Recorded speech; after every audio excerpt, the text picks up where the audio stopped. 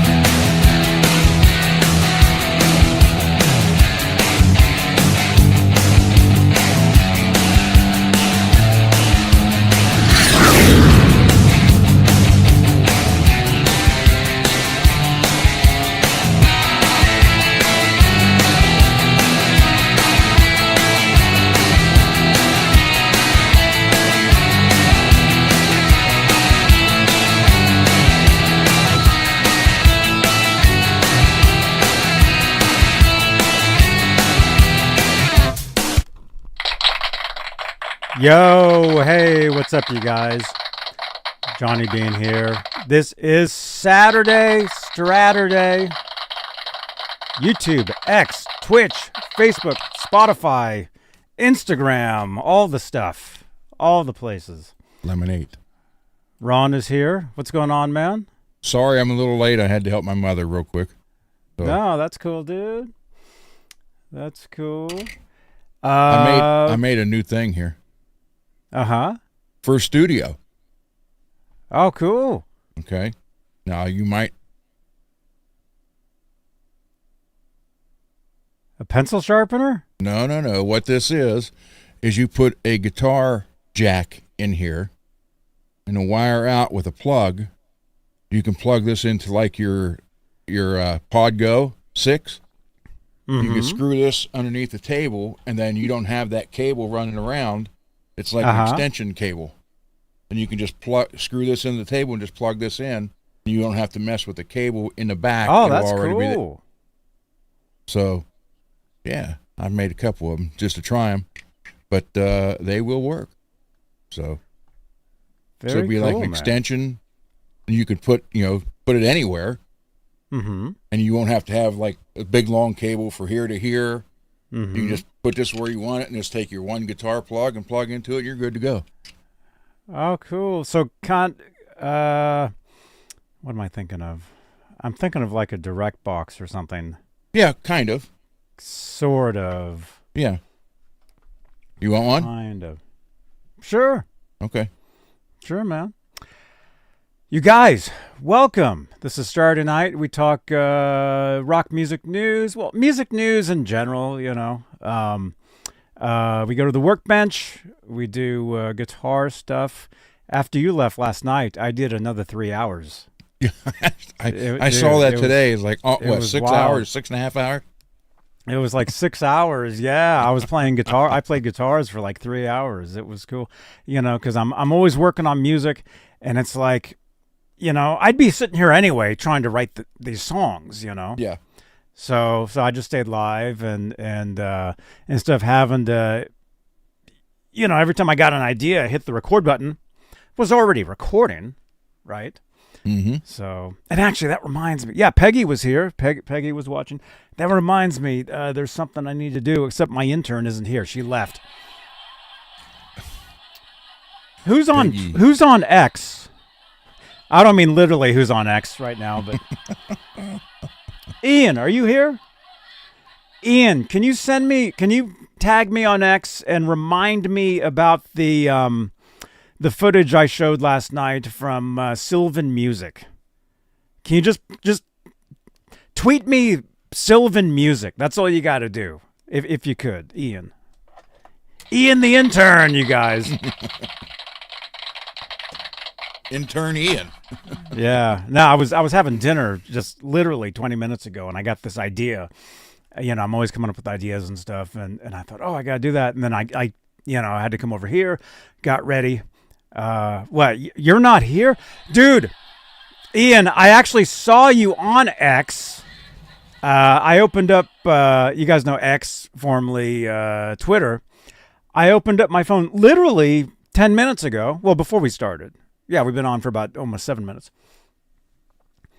And you had commented on a Jimmy Page related tweet. And I didn't know that. I mean, we can kind of talk about this. Apparently, he won't sign autographs anymore, and he had a book out.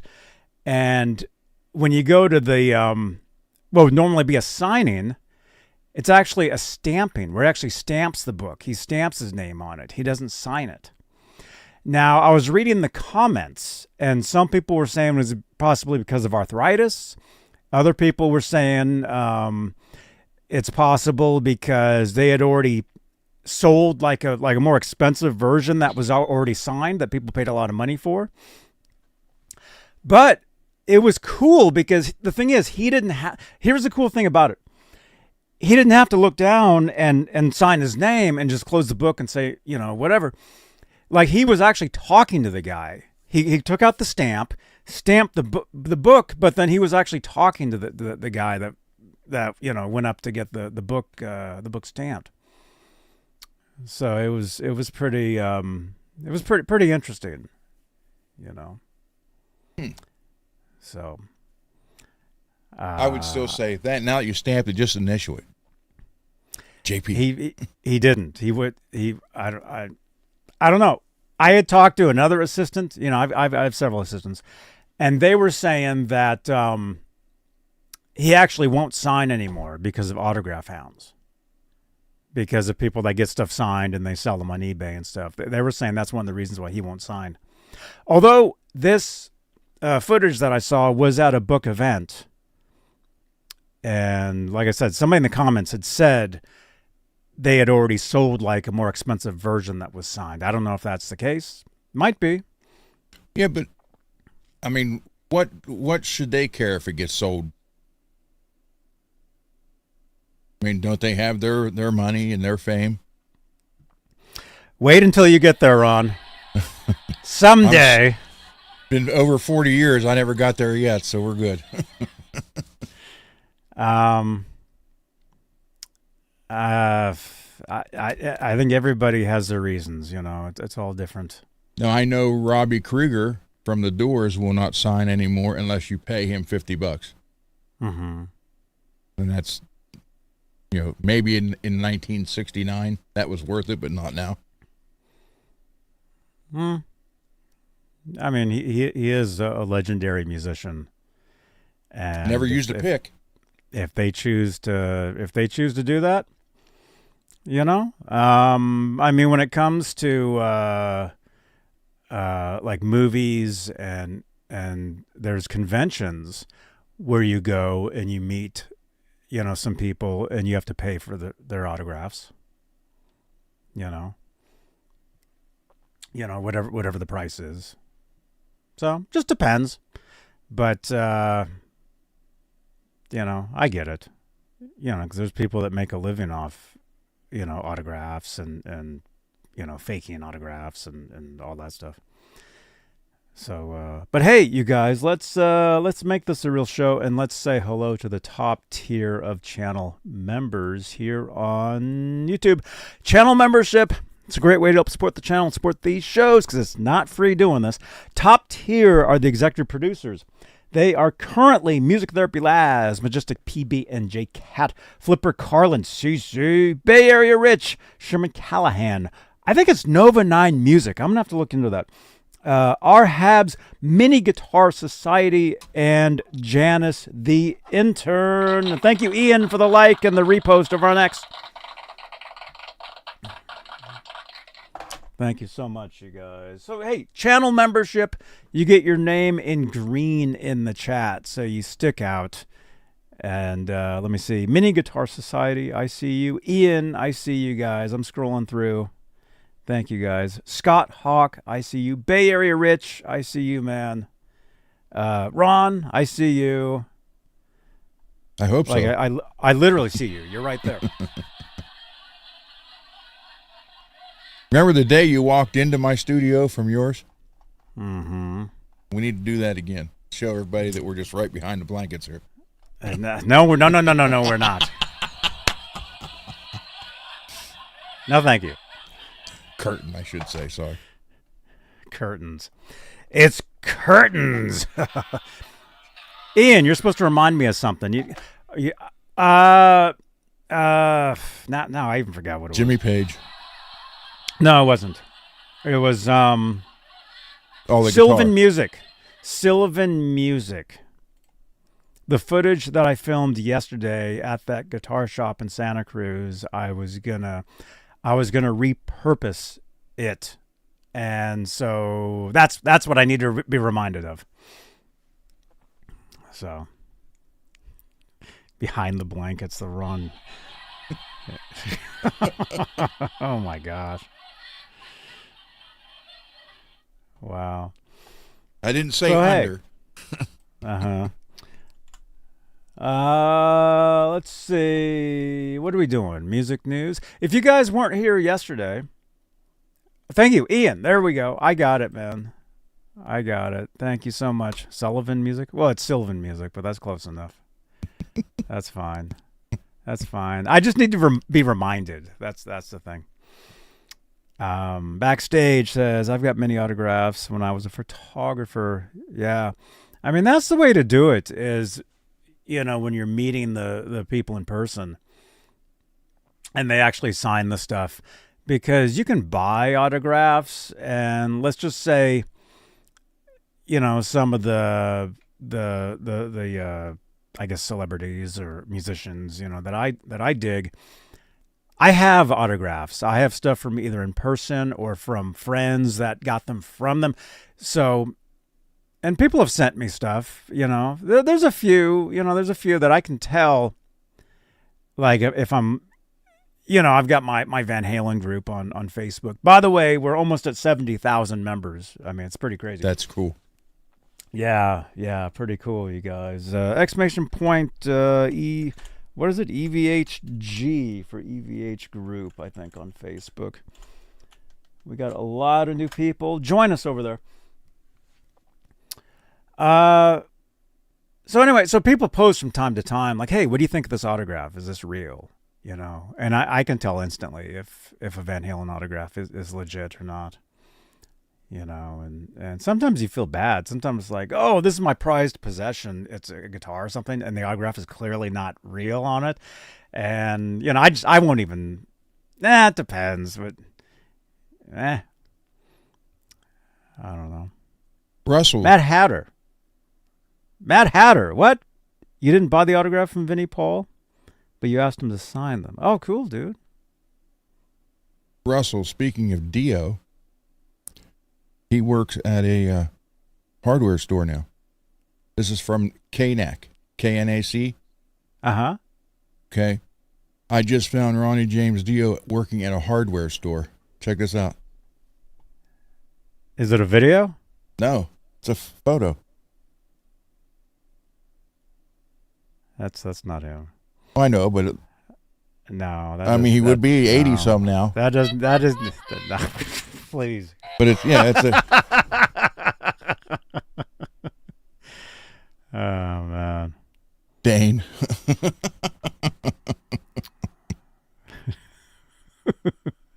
Well, I mean that's like the people say, "Oh, I just saw Elvis." Yeah. He's doing this, or Jim Morrison is doing that. Yeah, that wasn't him. I don't know. He probably likes Dio. Oh, I'm sure he does. Let's see. What was I saying? Anyway, yeah. If you guys were here yesterday, worked on some stuff. How are those pickups in your guitar? Did you tear them out yet? No, I'm doing that for tonight. Oh, cool. And I set, and look at this. I cut my finger from here to here on a razor blade, moving the mic and setting it up like I said I would do today. I didn't know there was a razor blade on top of that rack, so I went to put the tape across, and I went like that, and I was like, oh, and just, yep. So the microphone you won't hear the anymore on the table. Who put the razor blade there? I must have left it there. So, dude, yeah. Cocaine's a hell of a drug, man. Not that I would know. I don't. But. I thought you were going to say Donnie James Rio. I wish I could find a phone book from here from the 80s. I know my mom's got to have one stored somewhere because somebody was in it. But in Parkersburg, West Virginia, there was a Ronnie James Dio in the phone book. Uh-huh. We called it many times and left messages. Oh, my gosh. The phone book. It brings back memories, man. I used to have to sit on phone books when I drove.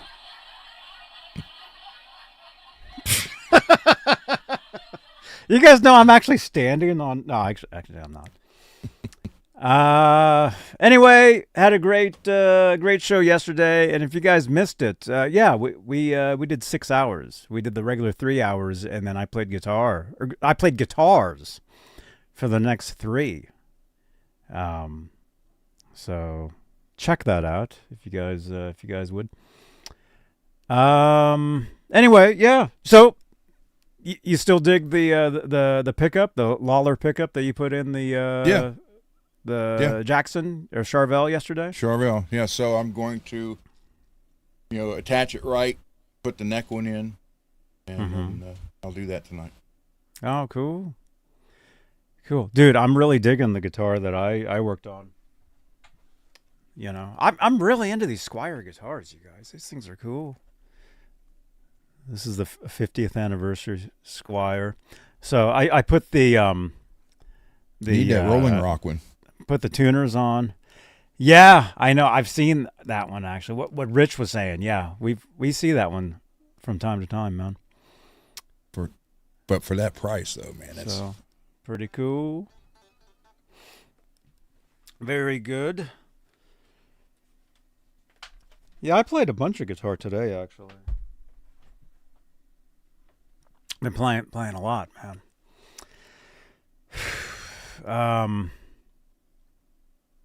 Yeah, I got tracks I got to record. It's just I'm having issues. I'm having computer issues with recording and my settings are kind of weird. I don't know. I got to look into it, but it's not like the old days where you could just hit a button and just record and be done with it and like all good, Like it's gotten more complicated nowadays. So it's like, and I thought about doing this today. I almost did it, and I won't do. I'll be out of town all day tomorrow, and then Monday I'll be out of town, so I won't be doing that. Maybe Tuesday. But when I record, I think we had said we would kind of talk about this at some point. When I record here, or at least like a year ago, I actually have to use 2 computers. I have to do production, like drum stuff, synthesizer stuff on one computer. And then because of the issue that I'm having, it has to do with latency.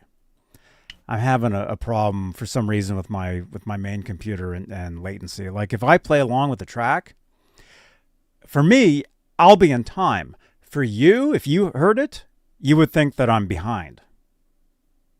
Like it's not right on, and that's a problem. Well, for recording. Say I've got drum tracks, I go to record, I play over it, sounds fine. When I hit the playback button, I'm off. And I can't figure out what it is. I've looked into it. Well, you just need to play a little bit ahead of the rest of the music. Yeah, I know.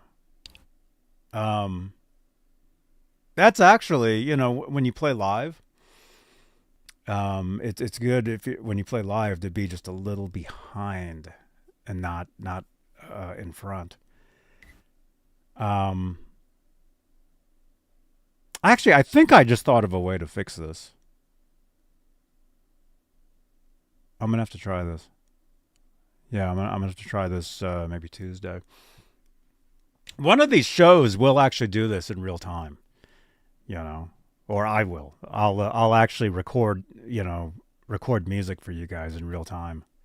Once I get this issue fixed, I'll be able to do that. And it'll kind of like when I used to do the guitar ASMR show a couple of years ago. I'm thinking about bringing that show back. Now that I'm in here, now that I can play guitar on stream, but I can't record. That's the problem.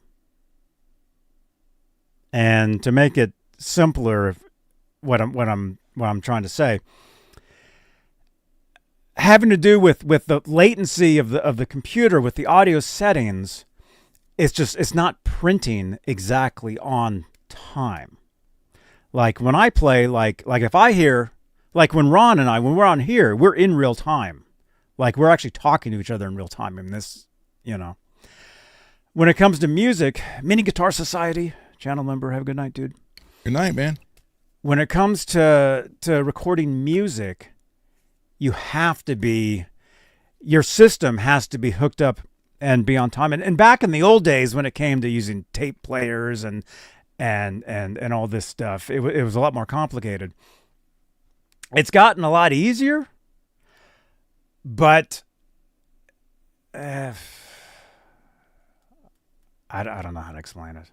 But I think I actually just kind of thought of a way to remedy the situation. I think. Maybe I'll try this. I'll try that out Tuesday. But I do want to do some of this stuff for you guys live. Pretty much when I get my system here, up and running. Because I tell you guys, every time I pick up a guitar, I write all the time. I'm constantly coming up with ideas. And it's been frustrating the past year having this issue because I can't just track instantly. Like the theme song you guys hear, like that's me. That's something I actually recorded. It's been several years since I did that. I think I did that back in like 2011, 2012. Back in the days when my system was operating correctly and I could just record just all the time. It was like no big deal. For some reason with this setup I can't. But you do that. I mean, you just directly here with the Helix. Yeah. So, but do you understand what I'm saying though? Yeah. As far as latency, like, Yep. Have you ever had that issue where you go to record and you play back and you're like, wait a minute, the guitar is off time with the drums and you played it correctly, but playback is wrong. You would know. When I first started with the Helix, I had an issue for like the first 2 or 3 song ideas. And then I got a hold of Cole, and he's like, do this, and 'cause, he had the Helix, so. But it has nothing to do with the Helix.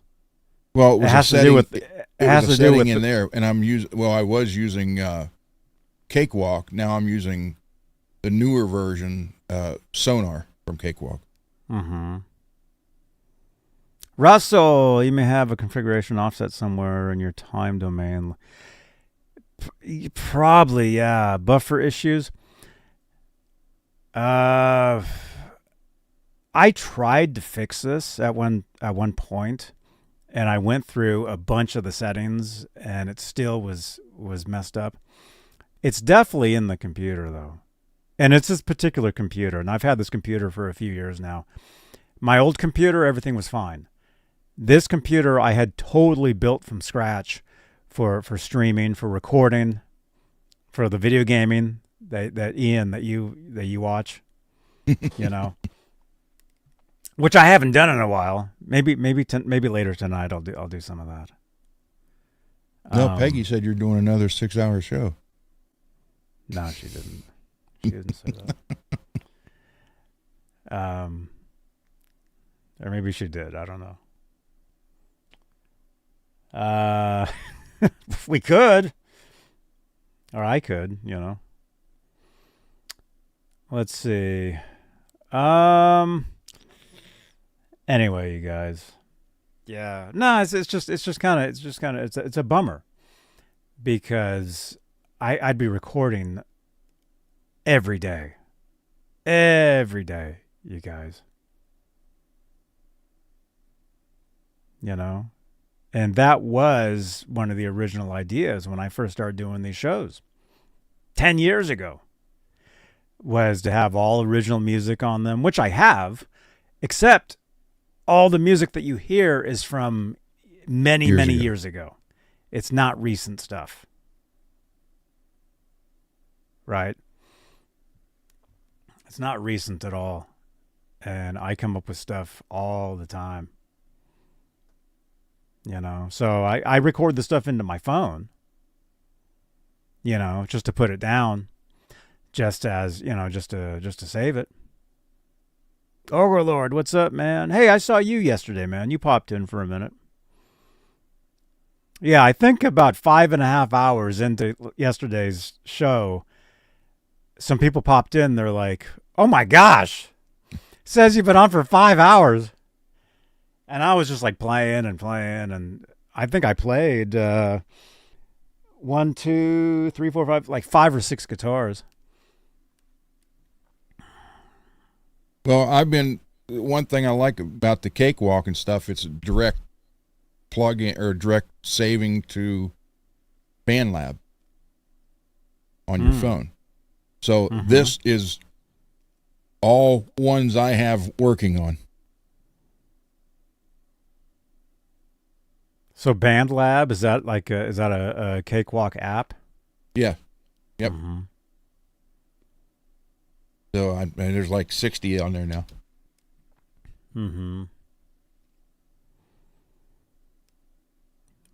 Man. Yeah, maybe I still have a Tascam Porta Studio 4-track. I used to have one. Oh, dude, I've had a few. Actually, I do have a few. I have a couple. I'm looking at one. There's one in that loft sitting right there. Actually, but I do have another one. Actually, in the workbench. That's what I used to use when I first started doing these shows for several years. That's how I got my audio into the computer, was using one of those. Yeah, that's a hard disk. Yeah. Yeah. Yep. I remember when those first came out. That's cool. It still works. The damn instruction manual's like that thick. Yeah, technology is crazy, you guys. I mean, it's I mean, you could literally make a record on your phone. You really could. You could record. I do so much production work on my phone all the time, every day. I do so much. I mean, everything. I do everything on that. But you could record music. I've got a studio on my phone. I should probably just use my phone, actually. Probably record some acoustic tracks. Well, that's with this Band Lab. They got the upgraded version. Mm-hmm. I actually paid for it for a year, and it's basically you can do all mixing and everything right here on it. Mm-hmm. Oh, sure. So I was like, wow. Mm-hmm. Mm-hmm. Yeah, I've got. I can't think of the app, but I've got it on my iPad, which is slowly dead. It's over. I'm looking at it right there. No. I've got GarageBand on my laptop, which is slowly dying. Everything's slowly dying around here. The laptop crashes nonstop. The iPad barely even turns on anymore. But I literally have like hundreds of song ideas in the iPad, and I can't even access them. You know, but the thing is, as a musician, at least for myself, I'm always on to the next thing. I'll put an idea down, and I'll literally, I'll hear it, a year later and have no memory of it. I'll be like, I did that? That's weird. That's actually good, But the musicians that are successful, man, the ones that write, dude, that's all day, every day. That's all they do. Constantly coming up with ideas and well, let's just take, for instance, the song that I'm working on, my newest one. I played it for like 3 hours after you left yesterday.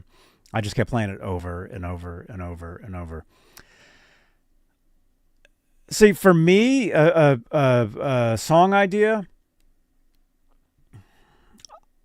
if I don't get super sick of it, then I'll use it, or at least like I'll like it, Although these days with doing the show and stuff, I mean, I can come up with ideas, no problem. See, that's the thing. That's what's freaking bumming me out, is I can't put down these. I put the ideas down on my phone, just acoustically.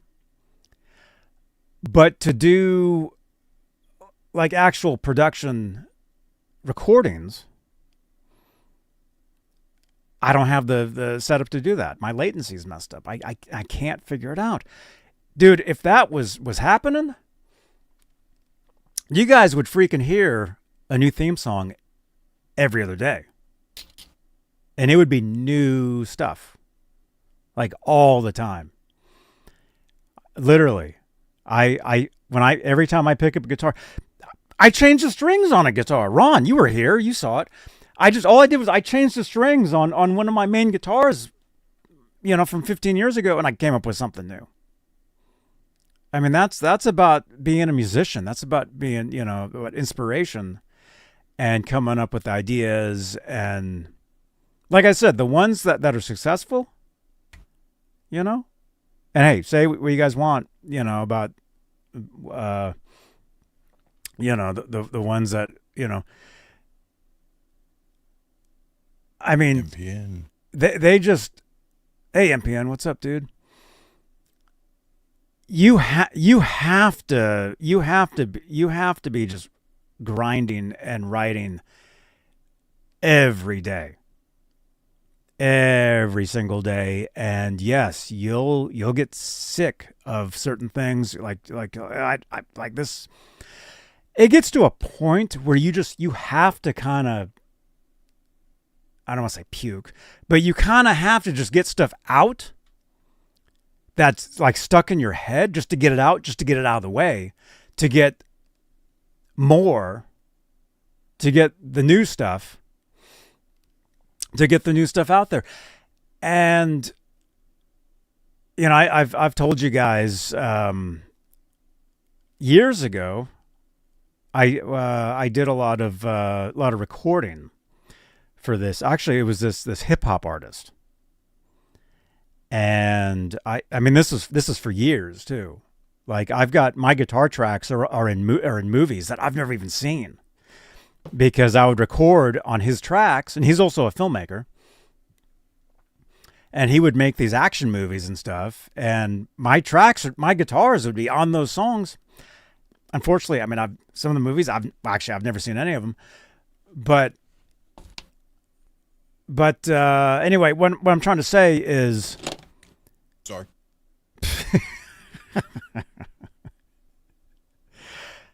I was just looking for something while I was thinking about it. Oh.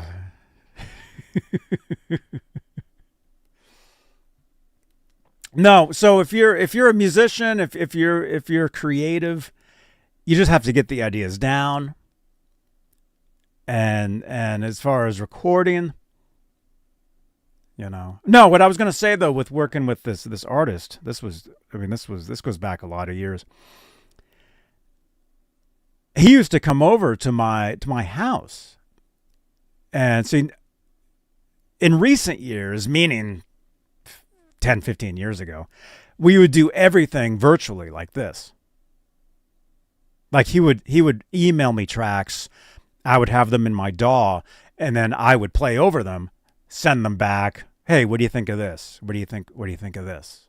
Rhythm parts, lead parts, extra idea parts, whatever. Right. But like 20 years ago, over 20 years ago, he used to come over and we would work on ideas and record and stuff. And that's where producing comes in. Working with other musicians, especially if it's their songs, and they help coach you and get like the best performance out of you.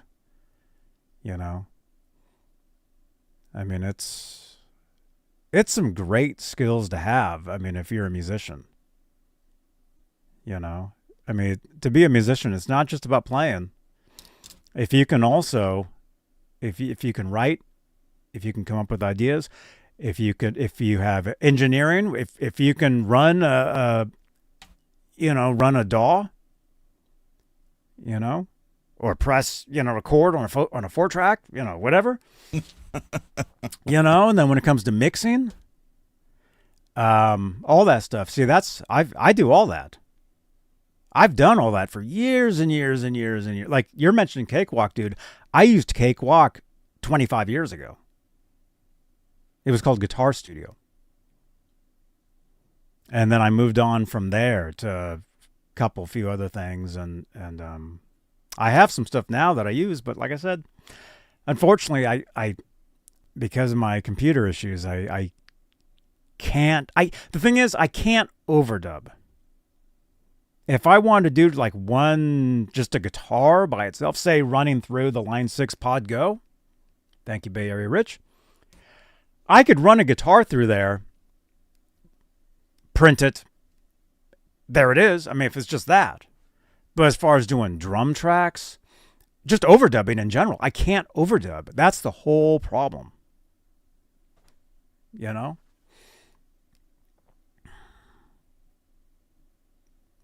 Are you awake? But if you have those skills,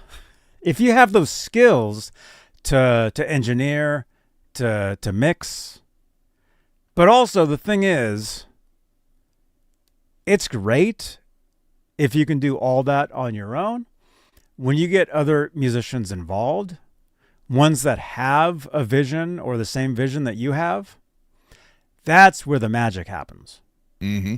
You've been in bands. I mean, that's where if you were like this hip hop artist that would come over, I would be recording guitars on his tracks, but he would produce me. He would coach me, even though I'm the one hitting the buttons. I'm the one doing, I'm behind the computer, everything. He would say, hey, maybe try this a little bit, try that and get, the best performance out of you. And then, it's a whole nother level when it comes to Cakewalk, using a DAW, flying, flying tracks from here to there, copy, paste, That's a whole nother level. And if you can do all that, you can create stuff that you can create like the most perfect performances ever. And then you just have to learn the stuff. That's what a lot, all the top commercial music today. It's all done in pieces. None of it is rarely one pass. And I saw that when I was working with Desmond Child. You know, that was 1998, and that was my first experience using Pro Tools. And seeing that's how what Cole uses Pro Tools. I tried it. Cakewalk was just easier for me, but they kept updating it until the end of this month. And then they're no longer, I mean, it'll still work, but there'll be no updates, but they want you to switch to Sonar, which is what I've done. And that's the new one from there, you know, so. Oh, Jason Becker. Oh, yeah. What he's still making music. Yep. Yeah, it's amazing.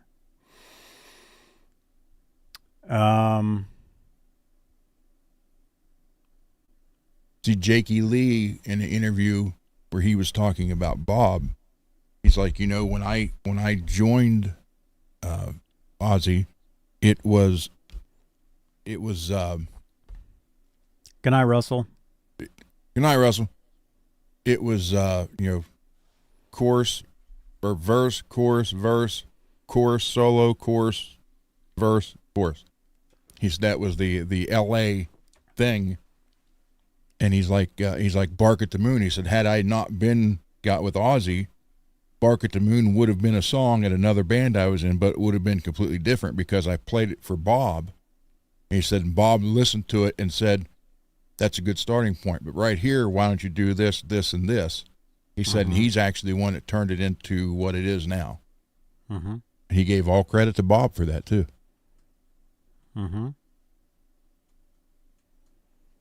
He said that was the uniqueness that Bob had. You could play something for him, and he would know right what to add, where to add it to turn it into something fantastic.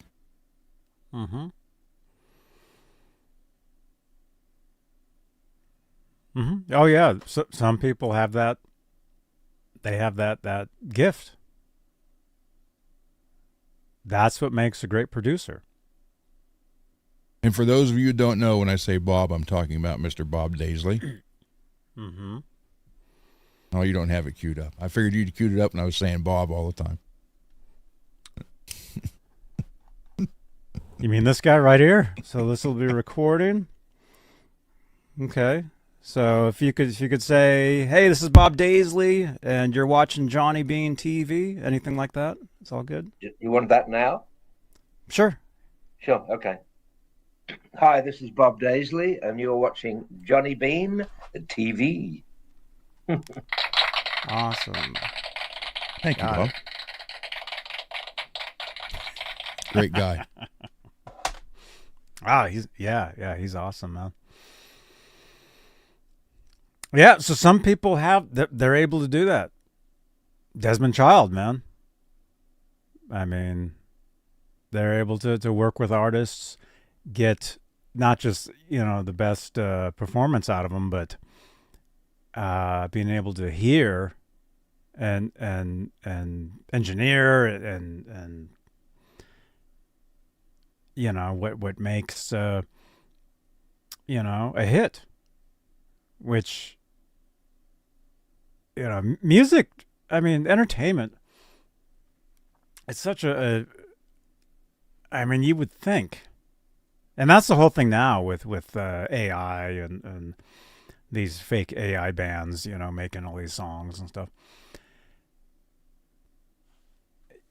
Not everybody has the ears to be able to do. I mean, you would think, you know, like the biggest songs, you hear them, and you're like, why didn't I think of that? That's so easy. But to get to that point, It's impossible. You know? And everybody's different too. I mean, what you like is different than what I like. And yeah. But anyway, yeah. So, no, what I was going to say earlier is I still have a Tascam 4-track. I still have all my cassettes because I've been putting down ideas for 40 years. So I have boxes of 4-track cassettes that have all kinds of ideas on them. Which, here's the thing. A lot of that stuff, like, I wouldn't use, like, not that I'm not proud of the stuff, but, like, I wouldn't be like, I wouldn't go out and perform some of that stuff, like, now. But to use for like a show, bumper music, yeah, I would. I thought you were going to say it was dated. It'd be dated as far as what I am now. You know? I've changed a lot since the 90s. You know what it is that I like when it comes to, I mean, just music. I mean, I still like a lot of the same. I've always liked a lot of the same stuff, but as far as writing and a song that I would be proud of, how should I say that? Do you know what I mean though? It's like, I don't know. Because you seem to be stuck in the 80s. So like stuff, wow, it's true. So stuff that you wrote in the 80s, you'd probably still be like, oh yeah, this is bitching. Whereas stuff that I did in the 80s, I'd be like, nah, that's not me anymore. Does that make sense? Mm-hmm. I mean, the only difference I'm doing, in the 80s, the metal had a lot of reverb, all that stuff. That's production. Well, but I mean, I'm even talking about playing live.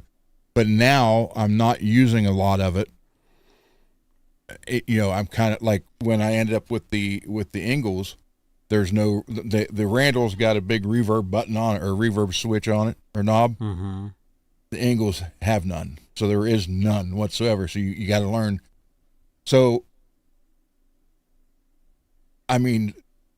Actually, I would love to redo a couple of the songs we did back then. I really would. But with the newer, heavier sound than it was then, or what it used to be. You mean style-wise or production-wise? Both. Because that's two different things. Yeah, both. No, one thing I'm doing. The one song we did, it was about war, and that's the one Laz heard, and he's like, damn, that sounds like Metallica. Mm-hmm. But that had the reverb and stuff in it. I would like to do it now with more of the heavier bottom end, but drier, if that makes sense. Yeah, no reverb. Yeah. Mm-hmm. So... and go from because there. when you were in the 80s, say production wise, that snare drum was nothing but reverb. Mm-hmm. That was a key production sound of not metal, like think of like the hair ballads. Yeah. Think of like a hair metal ballad. Yeah, every snare drum was soaked in reverb. Every guitar had chorus on it. Basses had chorus on it. Vocals had tons of reverb on it. Right? Yeah. I mean, we were just, and it made me happy. I don't know about some of the other guys, but it was like, they were like, even Gemini said that we were like, if you liked Metallica meets Slayer meets Black Sabbath, then that's what these guys are. Mhm. So, but I don't know how to explain it. It's just, I don't know. I would just like, there's two particular songs. The one about war and one that was very Dio-ish. And I would like to redo them. Like the guy working at that bookstore? Yeah. I would like to redo them, but into, more of, the sound Ola Englund uses all the time. Today's metal. Yeah. Like a heavier. Mm-hmm. Yeah. Yeah, I know what you're saying. I mean, it was just production-wise, a thicker sound, less effects. Well, I did that one I have on here on the Cakewalk. So, that was, I put bass on it, playing bass myself, but I just basically followed what I was doing on guitar. And then our original bass player, Dave, has it where he lives 4 hours away, and he's been working on it, coming up with an actual bass line for it. So that's the one that's my tribute to Dime. I don't even have any words for that yet. I actually would like to write it about Dime, if that makes sense. Yeah, that's cool. Ian, you have a Tascam recorder, an 8-track? Never used it much. Yeah, that's cool stuff. Man. Anyway. We're all different. Musicians are, there's different levels, there's different, not everybody's the same. Not everybody Thank has God. the same, not everybody has the same goals, same, all that stuff. But if I was to, hey, let's do this, and then let me ask you. You can go first. If you could talk to yourself when you were first starting, either learning the guitar or playing in bands, what are a few things that you would tell yourself now or then that you know now? First thing is don't sell the ESP, and don't take the Lava Crackle 3DR to this particular show where it got stolen. But I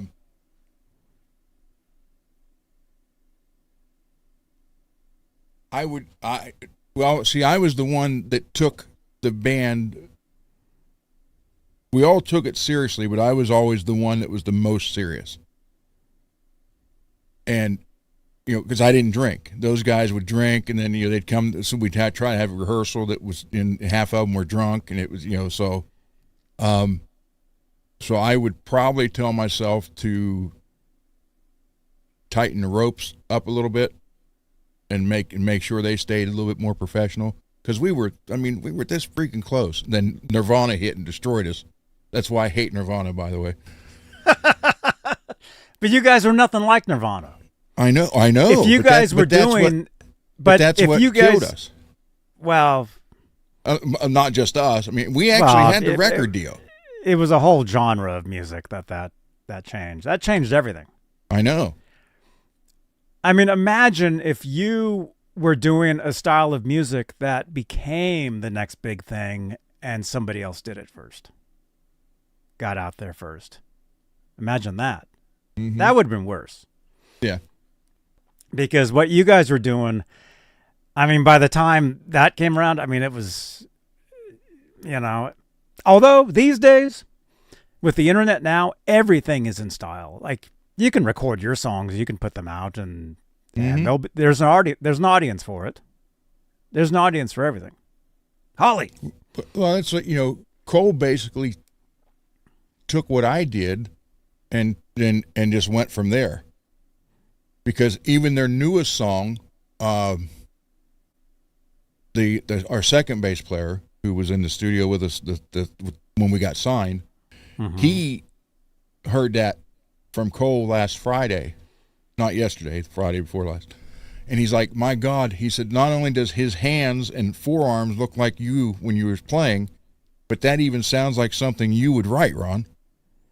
So Cole, and I'm taking that as a compliment. Mm-hmm. You know, I mean, Cole's got a master's from Berkeley in guitar, so, but his writing style,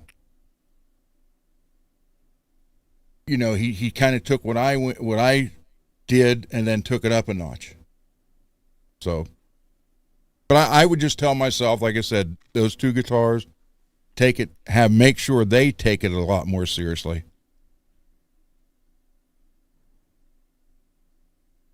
And quit drinking the 7-Eleven big gulps I always drink.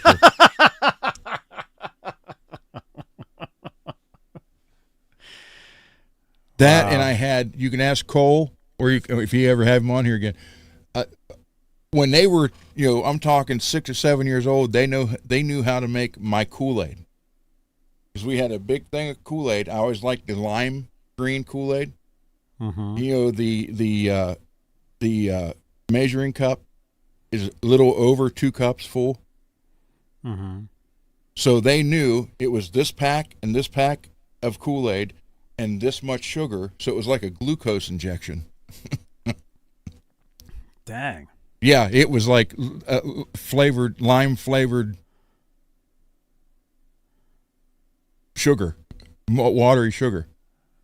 So I would tell myself to lay off the big gulps and make the Kool-Aid to the regular specs, not the hyperinflated sugar. I'd lay off the Kool-Aid. I wouldn't be drinking that, man. Dang. Well, I meant musically, not. Yeah, well, I mean, musically, I still like what we did, so I don't have a problem with that. On our second release, half the songs, that's one thing they didn't like. Half the songs were mine, and the other half was from the other guys in the band. Uh-huh. But I didn't pick them. So but yeah. Mine was very Black Sabbath Metallica style music. Mm-hmm. Like Jeff, the second bass player, he wrote a song, and it was a ballad. Mm-hmm. You know, so that was the ballad. It was on the recording. So I didn't do very well with ballads. Holly, what's going on? You heard Mammoth on the radio today? Cool. That's awesome. If I could talk to myself when I was first starting, I would say, don't just listen to one thing. Listen to as much stuff as you can, which, I mean, I was doing already. Like, I grew up on classical music. I didn't grow up on Van Halen originally. That's something I got into.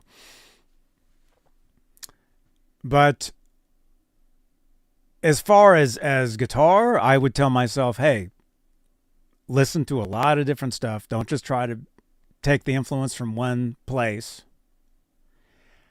I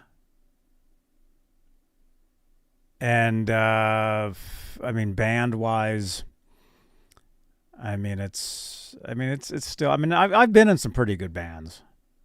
I've been in some pretty cool situations. I mean, that's why I can talk about this stuff, because I learned a lot of stuff over the years. But like what you saying with your band, if they were showing up and they were just getting drunk and stuff, I would have ditched those guys, man, because they're just going to hold you back. Well, but with that particular group, that's the one we got signed with. They came and saw us live. They liked it. So, but I don't know. That's kind of a hard, that's a hard question to answer because I don't know. It's all hypothetical. Hypothetically. The thing hypothetical is, situation. To get to the next level is you have to be working with people that are at your level or better to get to the next step.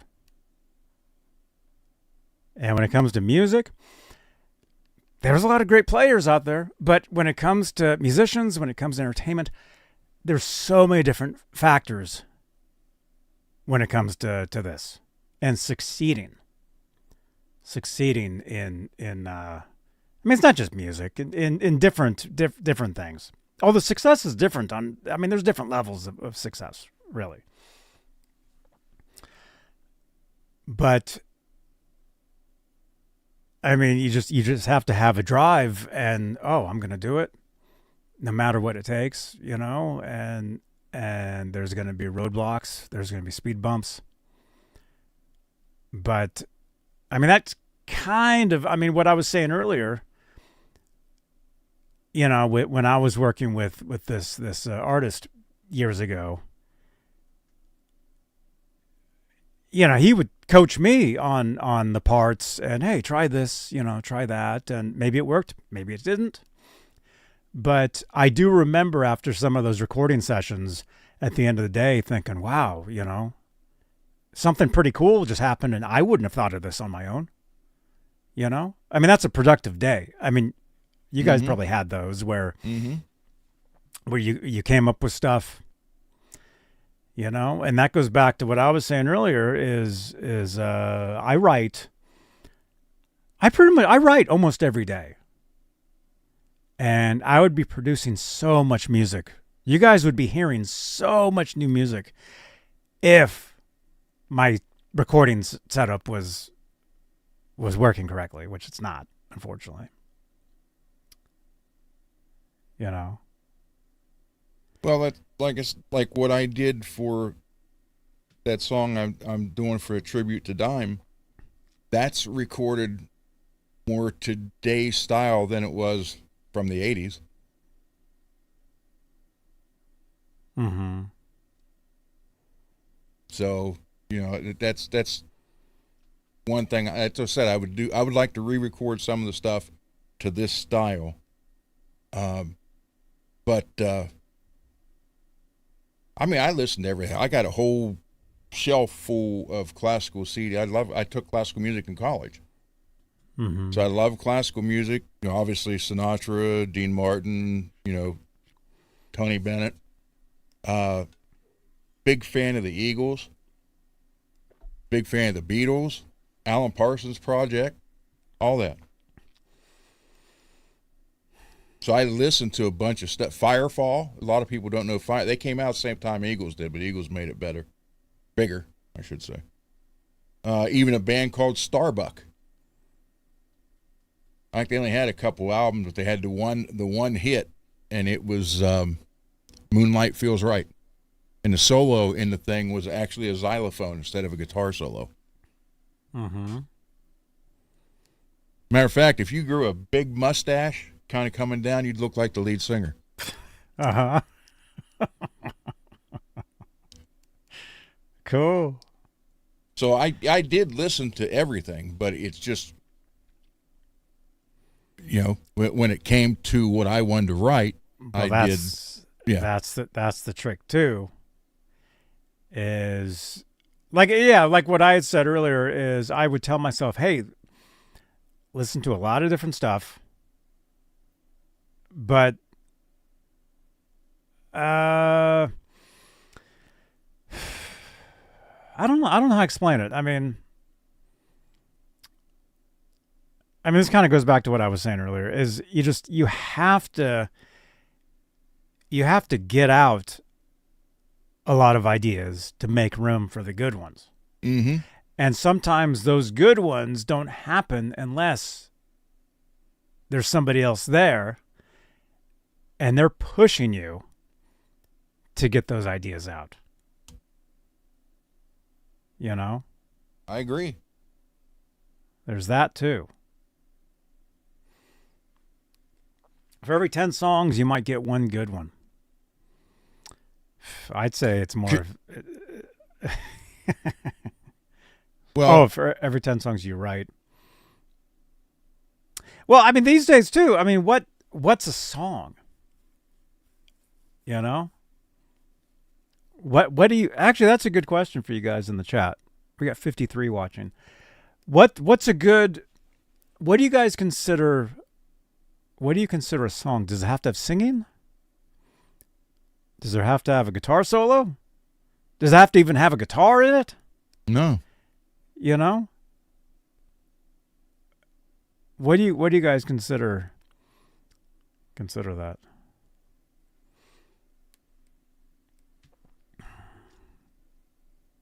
You know, since my main instrument is guitar, I mean that's what I play. I mean I pick it up and you know come up with different idea. Like literally every time I pick up an instrument I come up with something. Every time. And I'm very thankful for that. Because when I first started playing the guitar, I remember being scared that, oh no, I'm going to have to make my own songs at some point. And I don't know how to do that. How does that work? Depends on the genre. Everyone having their own taste in music. Yeah. Hey, Lewis. Can I play that 30 seconds of that song? Which one? My tribute to Dime. It's only 30. I only got 30 seconds on here. You can play 15 seconds. It's the same thing. I mean, there's no change in it. I hate to say it. I mean, I've heard it a million times.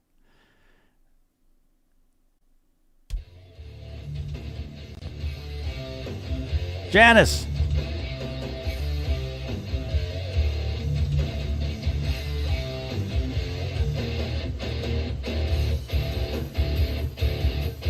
And that's where the vocals would be, obviously.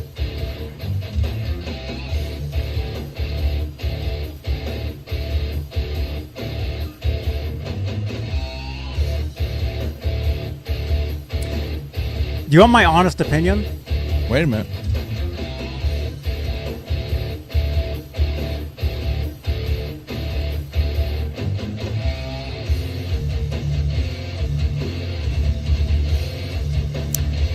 See, when you say that's 30 seconds, is that basically all there is?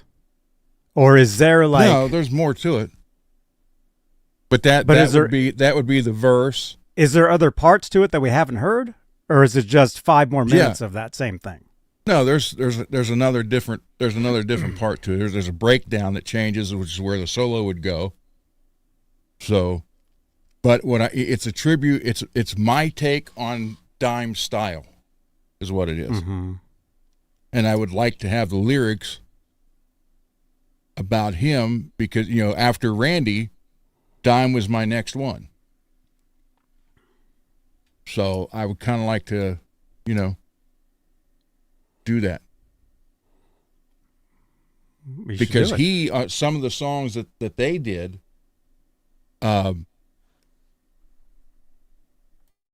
it's like 2 songs that shouldn't work together, yet he made them work. And that's what I was trying to do with that. Mm-hmm. Thank you, Holly.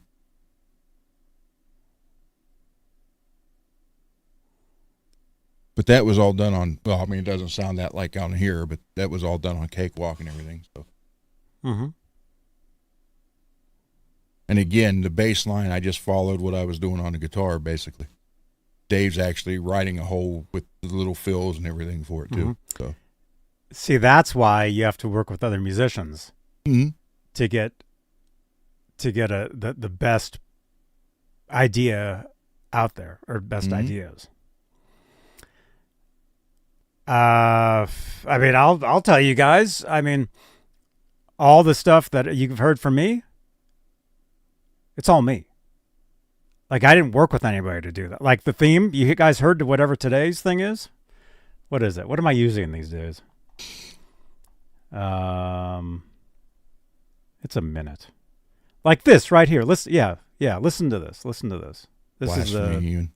is the intro. Here. This is it's only a minute long. Listen to this. Hey, listen to this.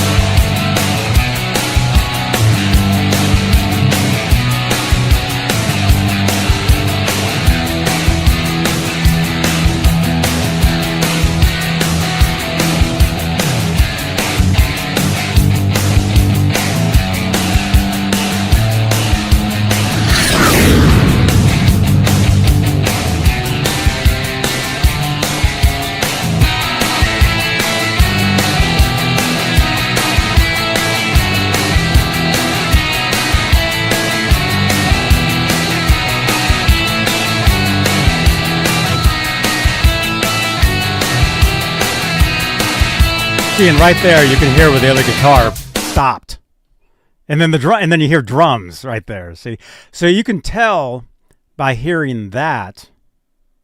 I mean, actually, maybe I shouldn't have said anything. That's just a demo. That's just something that I basically, like I was saying earlier, that's something I just put out just to get it out. I mean, to me, that's just one whatever, but it's all me. The guitars, the drums are obviously just I don't know if it was a loop at the time, or I still have them. I have this whole thing where I could create actual drum parts in a DAW. But that particular piece, I mean, I did that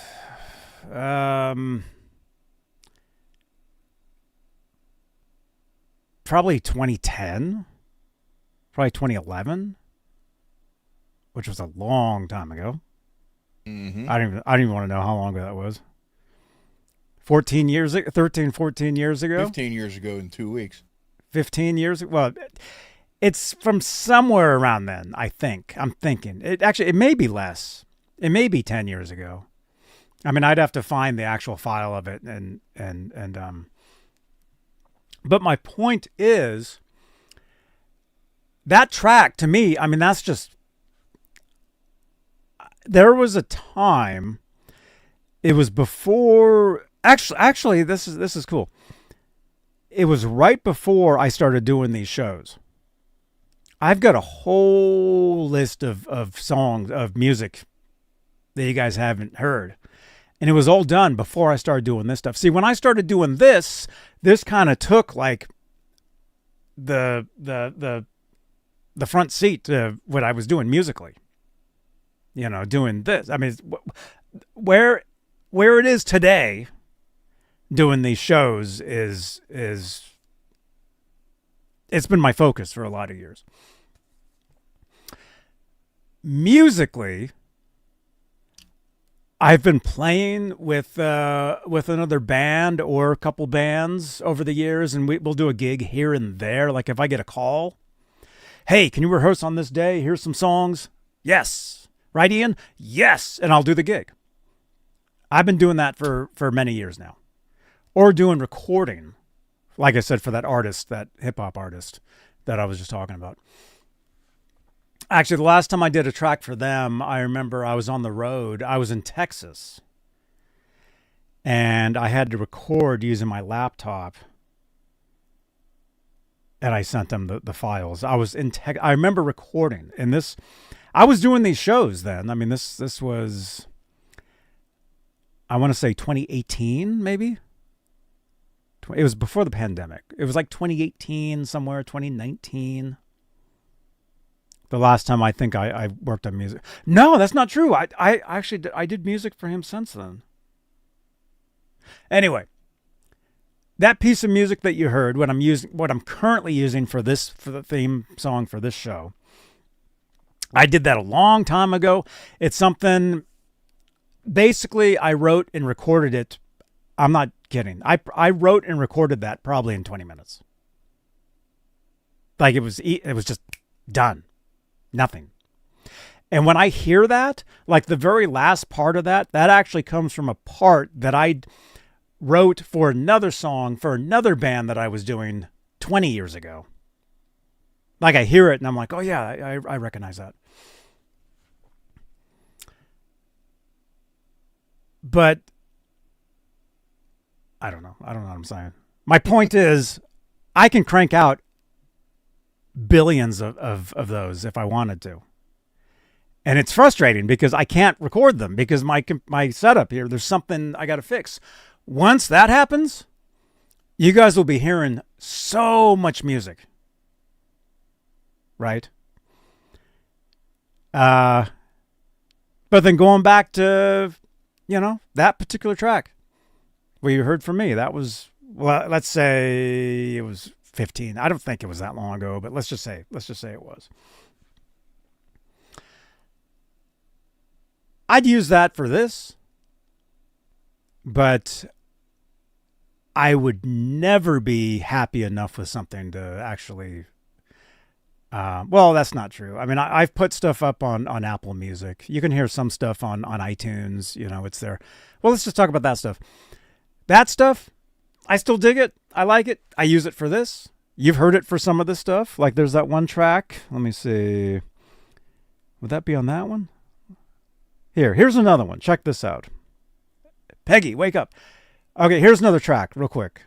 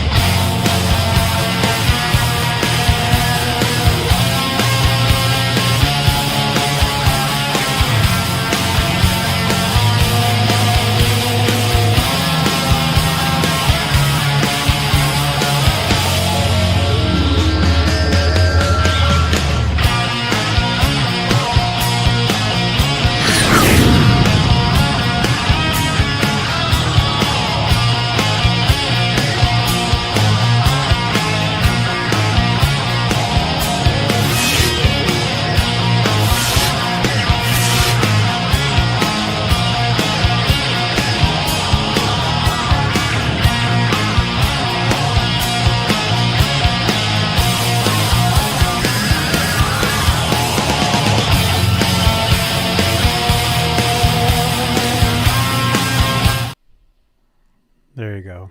Scott, thank you so much, man. That particular track is on iTunes. I call it Rockin'. I probably did that in 2010. That one, the beginning of that, like the main riff to that, between that and the rest of the song, the recording of it was literally like a year apart. I recorded the intro, was stuck, had no idea where to go. But see, hearing that, it's seamless, like you wouldn't know. That's also when it comes to production, when it comes to song ideas, when it comes to performance. A lot of songs, there's pieces. Well, Holly, you were just asking if we're talking about Van Halen. A lot of the stuff that Edward did, he would write years before and then make them into songs years later. Right? The drums on that was actually, it was a real drummer, but it was a DAW. It was files you put in your DAW where you actually you piece the drums together, but they were played for real by somebody. So it is real drums, but I piece them together.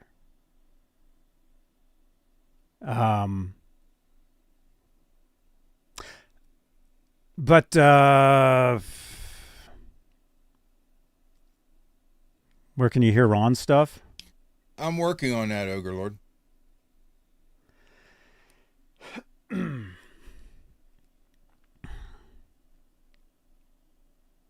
I am working on that. I'm actually working on a site. Mm-hmm. I had a record company in Germany I can't. The guy's name was Satch something. I forget. I still got the messages. He wanted the original, tapes back then, and he wanted me to send everything to him. And he was going to do a 25-year anniversary release. And he's like, send me photos, send me everything, and we'll do a big booklet to go with it. It'll, if you have any audio of anything, interviews or whatever, send it, and we'll put it all in there and make a 25-year release. But here's the thing. We weren't going to get any money from it. He was going to send us like 100 of the finished product to have, and then charge you to have them made. He's like, well, no, he Dude, wasn't going to charge us. That's a scam. That's a scam. No, he wasn't. He was going to send us 100 of them. I know a friend of mine had a record deal with it, so it's a real record company. He's like, but I forget how many they were going to make 500, I think. And we were going to get 100, and he was going to sell the 400, and he got to keep all the money. We just got the 100, and I was like, no, I'm not going to do that. I mean, it would have been cool, but no. I thought, you're not going to make money off of our stuff, and we're not going to get any of it. No. Well, why would he do that in the first place? I mean, because were your original records selling millions of copies? No, not millions, but he had heard of us because we are being, I don't know about anymore, but I know about 10 years ago we were being played on stations in Russia, Philippines, and Germany. We were actually probably 2010, somewhere around 2010, we were asked, I was contacted and was asked if we could get the guys who's on the record together and do festival shows over in Europe. They wanted to do some festival shows. And it's like, those guys, they're not going to quit their jobs to go do that. No. Which, I mean, I would have liked to have done it, but.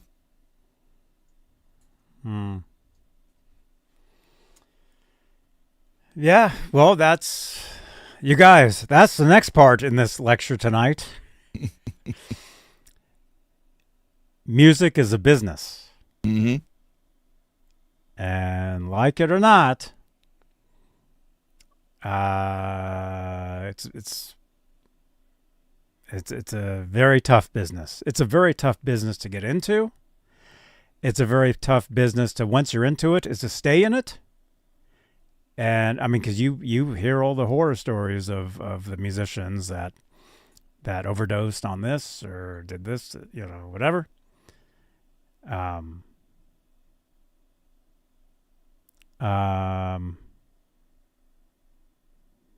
Yeah.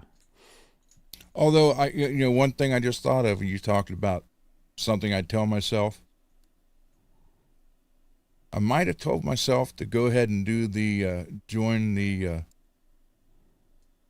Nazareth. The circus? The Nazareth. Oh, yeah.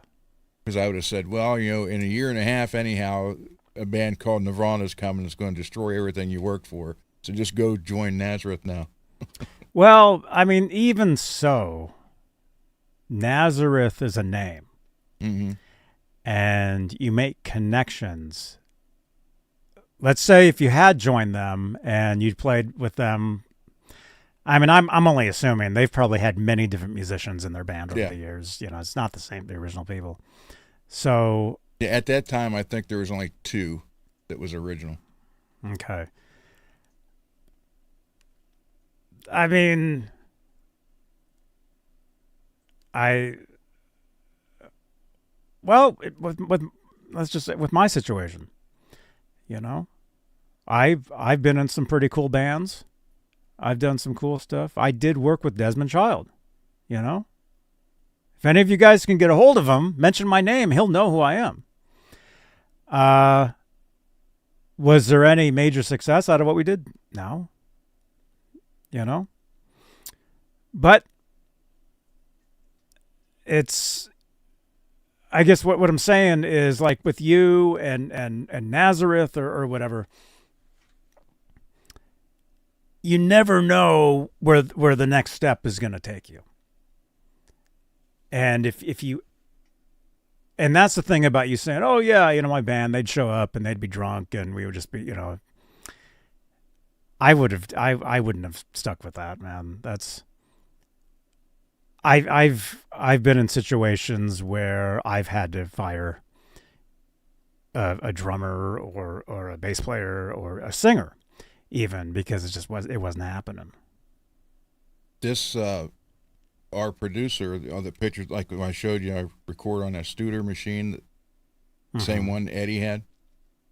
Mark is now on Facebook. He moved back close to here, and here's a picture of him having dinner with Ozzy, Sharon, and Vince Neil and his girlfriend. It's when he was on the Bark at the Moon tour. His name's Mark Daddle. He's the one right here with the mustache. That was our producer. That's him there. Ozzy and Sharon's in the front on the other side. And I told you when we were at his studio and Steve Vai and David Lee Roth showed up. Here's a picture of 88, 89 Mark with the David Lee Roth crew. You can see Billy Sheen and everybody in the front. Steve, Dave on the ground. Oh, cool. But he's worked with Steely Dan. He worked with Motley Crue. He's worked with, he spent a lot of time with Gloria Estefan. So, yeah, so it was, I mean, we had connections. So it's just, again, it wasn't just us. It just when Nirvana came out, it was like overnight, the record companies didn't want metal anymore. And, you know, it was like, okay, you up, bye. Okay. That's where you put on the flannel. You take off your whammy bar, Ron. But that wouldn't have been me. But see, that's, and everybody, this is the difference between Johnny and I. I never had to join. I never joined another band. It was mine. And he had his and joined other bands, so he had a different take on it than I did. And there are times where I wish I would have, but I didn't. So, well, I mean, that's a skill too, is to join a band, because when you join a band, yeah, you do what they say. You know, if you're replacing somebody, you learn all those parts. When I joined, there was this band called the Mayfire, which I was in. They had an original guitar player. He left. They had a tour coming up. They found me through an ad. They did their research. They contacted other people that I knew, which I don't know how they did that. And they asked around, like, is this guy good? And I had other people tell me, oh yeah, they were calling us and asking us, you know, like a job, like yeah. What do you call it? References. References. Yep. Right. And when I joined the Mayfire, they had a show literally in I think it was in a week. They had a show, and then in a couple weeks they had a tour. And I jumped right in, learned something like 15 songs in a few days. Hey, Mike Wood. Played that show. And I remember it was in San Francisco. And I remember having chord sheets on the ground on my pedal board. It said every song and then it'd have the chords. And I remember looking down and then when it came time to do that tour. Good night, man. Good night, dude. when it came time to do that tour, I mean, you're just grinding and you know, I would listen to the songs over and over and over and over and over, and I would play them over and over and over and over. And let me see. How long was that? The band was around for a while, but when I joined, I want to say it was only like a year, if even a year. And then after that, it was done. The band broke up. Although I don't think the band officially broke up, but obviously, I mean, we haven't done anything for 15 years or something. But the band had some, they were happening. They had songs and TV shows. You know, they had songs on like you'd watch some show on some cable channel, and all of a sudden there's a song playing. Wait, that's Mayfire. It wasn't me. It was like a song that was on an album before I was with them. You know, we were featured, or the band was featured in Guitar Player magazine again before I was with them. But it was literally right before I joined, and so I remember the issue. I was in the band by the time the issue came out. And I remember going to the store and seeing it and buying it and showing it to them. Like, look, you know. And then what happened was they put out an EP, which is on vinyl, which I'm on. You can find them on eBay. You'll see me on the album. The majority of the playing on that isn't me, because they were already doing the stuff before I was there. But I'm on one of the songs. And it's funny, last night, who was that in the chat last night? They were saying, oh, you're really good at tremolo picking. The song that I'm on, it's called, how can I? It's called, is it called The List? The Mayfire, The List. I think it's called The List, the album. Yeah, that's it right there. Yeah, it's on eBay. It's on eBay. That's me in the middle there. So I played on a song called, I think it was called All Right.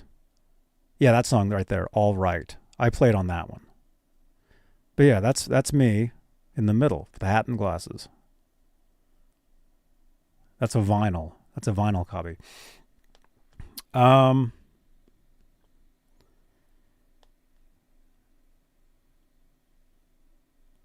Oh, cool. Yeah, here's another photo. This is us right here. That's me all the way on the right. So anyway, I jumped into that band, learned those songs, did some new recordings. We actually did we did a track on, there was a local Christmas compilation. It's Christmas now, which is funny.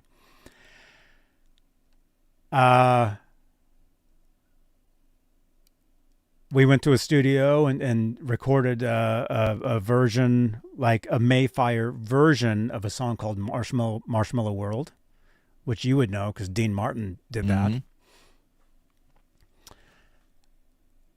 Anyway, we played a lot of shows. We did some cool tours. We did a tour sponsored by MTV3, which was the Spanish MTV channel at the time, MTV Trace. We did that.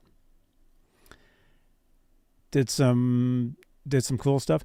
So anyway, so as far as my point of joining a band, you know, doing what they say, learning those parts, what dressing, oh yeah, dress like this, you know. That's actually where I got my style, was from that band, wearing these hats. I started wearing these hats when I was in that band. And I've just kept the style ever since.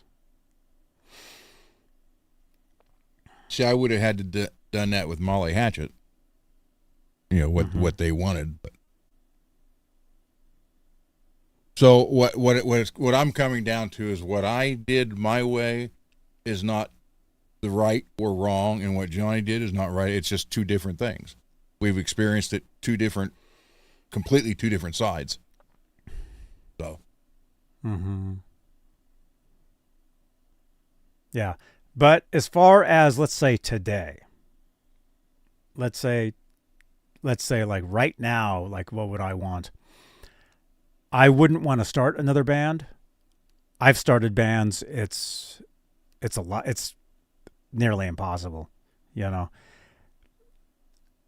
I would join a band, but the band they'd have to be working. They'd have to be touring. You know, it would have to be the same situation where, hey, we've got all these shows booked up. You know, we're doing this, doing that. Nazareth, Mike. You know, I wasn't in them. I was offered to go with Nazareth, and I turned it down because I was already. I was not there for the first part of his life, and when he was on this show with Johnny and us one day, he said almost 6 years. So. And I wouldn't have been there even a lot more had I joined Nazareth. Mm-hmm. No, when you're a working musician, you're gone. Yeah. Yep. You're gone. You're not around. Dude, when I was living in Miami, when I was with the band, when we were working with Desmond, we rehearsed in this guy's house. The guy, at the time, he was playing guitar for this artist named, was it Billy Myers? Was it Billy Myers? Desmond had did a song with this artist, and the song was called Kiss the Rain. It was Desmond and, was it Eric? Eric Bazillion. He was in this band. I think they're still together, actually, called the Hooters. They had some singles. One of them was called "And They Danced." Mm-hmm. You guys would know that song if you heard it. I mean, it was all over the radio in the 80s. Mm-hmm. I remember. Yeah. Anyway, I worked with him. Did guitar stuff and Eric, he went on a couple of other things that you guys would know. Anyway, yeah, they did a song with this artist named Billy Myers called Kiss the Rain. Eric did guitar on that. But the guy that toured with her, we rehearsed in the guy's house. And the guy was never home. His house looked like your basement. It was all gear everywhere, but he wasn't there. And we would rehearse there. Janice, you know that song? Which one? Oh, it's And We Danced? I thought it was And They Danced. I don't know. It's one of those. Anyway, Eric from Hooters, the one song that you guys would definitely know was a song that he did with this artist. Her name was thank you, Mike. Amanda. What was it? It was Amanda something. Somerville? No. She has a song. It was a huge hit for her called One of Us. The chorus is, "What if God was one of us?" The song would go on to be used in the Austin Powers movie with Mr. Evil or whatever playing it on a toy piano, singing it. You guys know that song. Anyway, Eric Bazillion worked on that song. I think he co-wrote it, actually. Also, Joan Osborne. Okay, it's Joan Osborne. Thank you. I thought Amanda. Yeah, Joan Osborne. That was her. Eric also played guitar. And see, I worked with this guy, meaning not that we were, working at a store. He was at Desmond's house working with the band that I was joining. He was teaching me guitar parts that I had to learn, that I had to play, and I had to dress the way they wanted me to dress. All that stuff Ron is against. No, I'm not against it. I never had to do it. Well,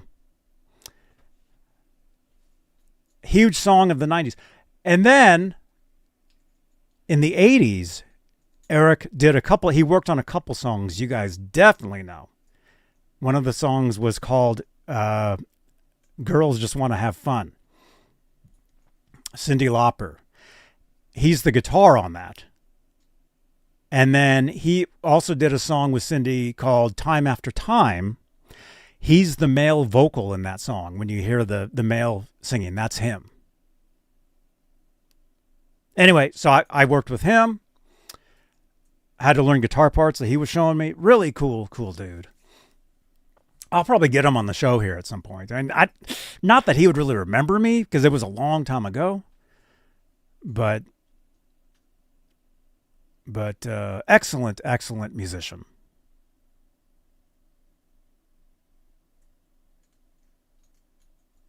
Now that we're coming up on 2 hours, are we going to the bench? We could. I need to put that guitar back together. Well, go ahead. Yeah, we'll go over there.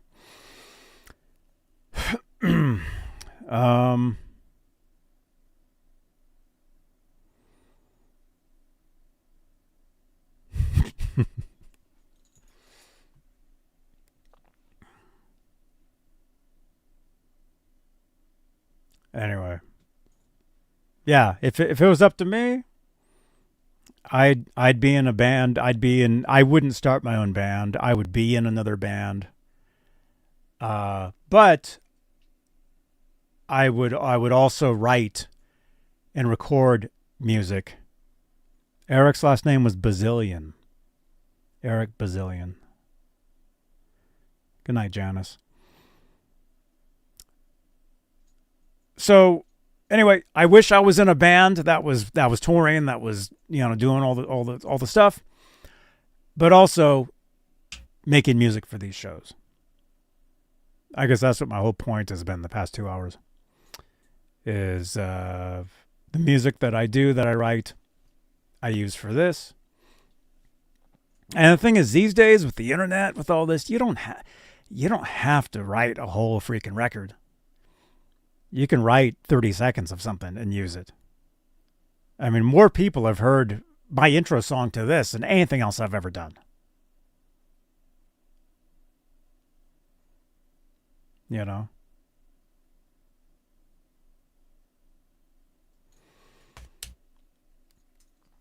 All right. What am I doing?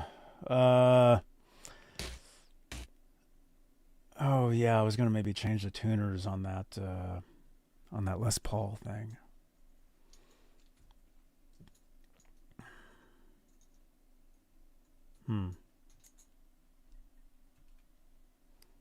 Thumbs up. Yeah, smash that thumbs up.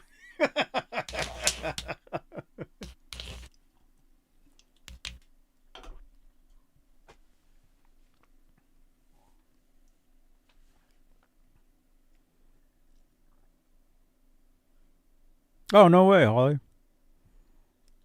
Eric Bazillion. Yeah, did you know him? No, Mike, I didn't feel that earthquake. I know there was one, and we got the alerts for it down here. But I mean, I'm 2 hours away from there. Although I'll be up there on Monday. You got 6 earthquakes yesterday? Oh my gosh. All right.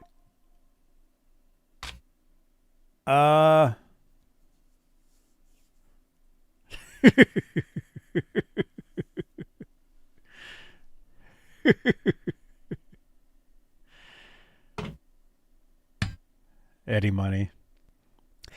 Mike, I actually I took a studio recording class in the early 90s at Richmond High School. The instructor was this guy named was it Kevin? Was it Kevin Oda? But his brother was his brother. It's one. They're brothers. There's Kevin Oda and Randy Oda. I can't remember which was which. One of them was the instructor in the studio. The other one was the guy's brother. Anyway, the brother played guitar and worked with Eddie Money. and he's on there's an Eddie Money song called it's one of his biggest hits. Oh, which one was it? He was also in a band with John Fogerty's brother. Tom. He was in a band with Tom Fogerty. I have their album actually somewhere on vinyl. Nah. What are the Eddie Money hits? Take Me Home Tonight. Shaking. No. It was another one.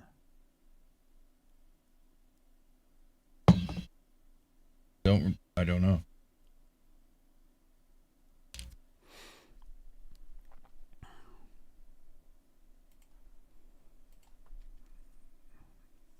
Two Tickets to Paradise? Let me see. That was probably his biggest one. I'll find it. It was Randy. Okay, so Kevin Oda was the guy that ran the studio. His brother was Randy Oda. And the song that they did was called Think I'm in Love. Yeah, I know that one. Yeah. Yeah, Randy Oda. He wrote the song. Oh, he wrote the song and Eddie Money recorded it. Oh, no way. See? And that's another thing too, is writing. Publishing. You don't make the millions of dollars playing the guitar. You make the millions of dollars writing the songs that get played on the guitar.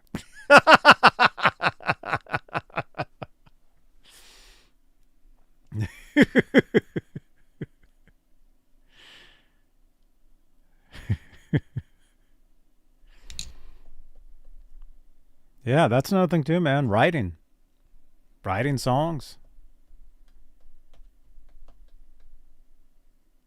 It's not easy. Well, should I say writing good songs? Writing the songs that sell. That's what it should. That's what I mean. I've been in bands where that was the focus of that band too. I played in a band years ago where the drummer actually wrote a bunch of songs and he was trying to get songs published and stuff. I remember.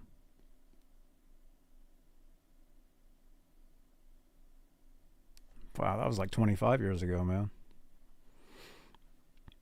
Met a lot of musicians through that too. I remember. Man.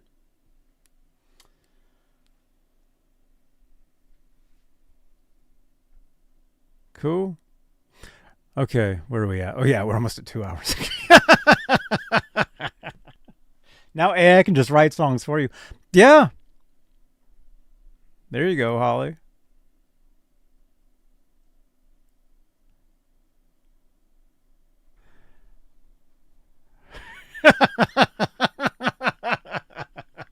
Oh my gosh. Okay, I gotta go get another. I gotta go get another Waterloo. I'll be right back. Here, I'll play you guys a commercial. Don't forget. Hey everybody, Johnny Beane here, and starting January 20th, 2026, I'll be coming at you live from the NAMM show in Anaheim, California.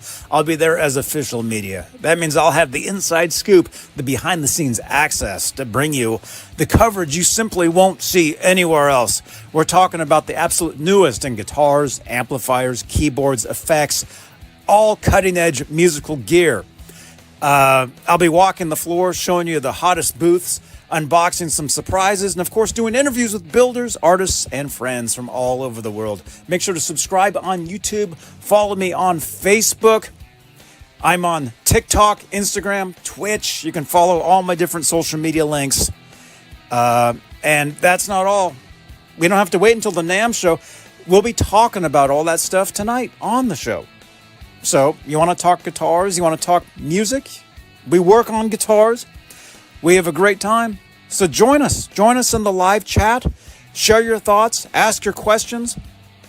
Hang out with... We have a great community here on Johnny Beane TV.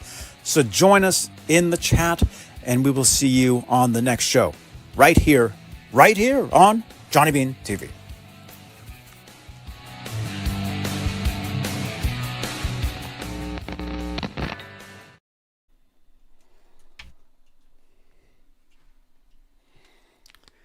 All right. Ooh.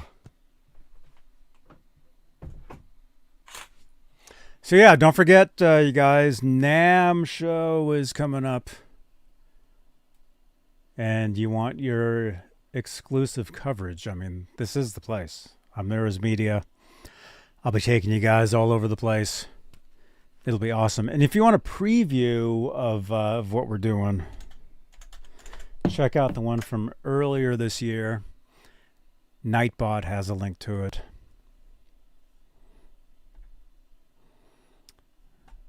Very good. Let me see. So you're going to put the neck pickup in there? Yeah. Yep. Mm-hmm. Cool. Very good. Let me see. What am I going to do? Maybe I'll change the tuners on this Les Paul.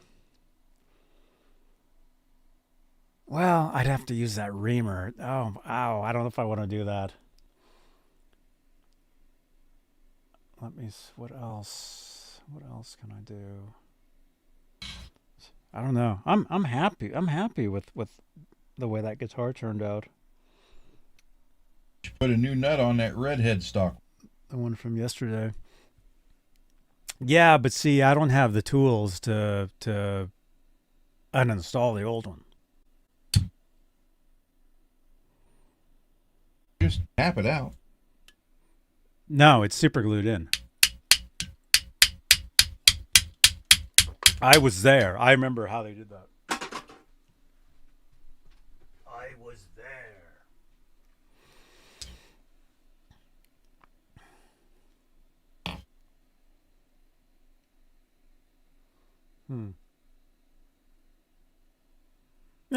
I don't know. I'll show you guys a couple things here. So the no, that's not a 59 Seymour Duncan. That's a Lollar, like PAF style. So are they both 59s? No, they're they call them, they're Imperials. The neck one is a 4 conductor. The bridge one was just a 2.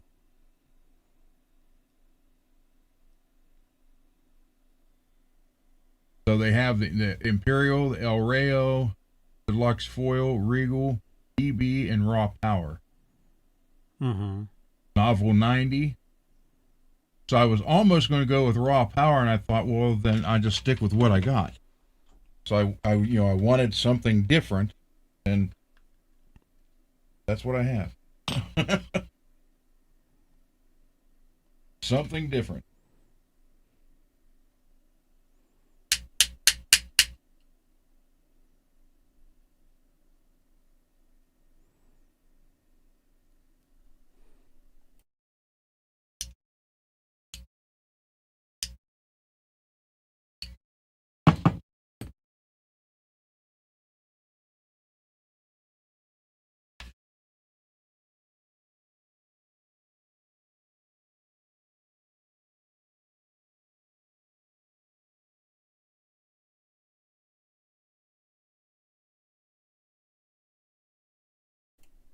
Okay, I'll go over to the bench too.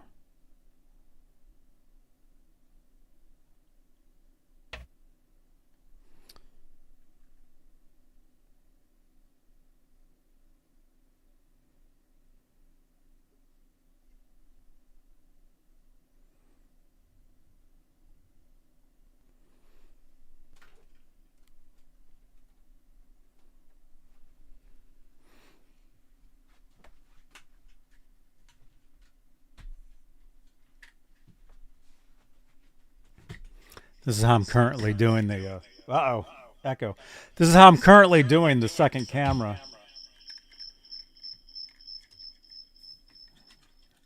Like that.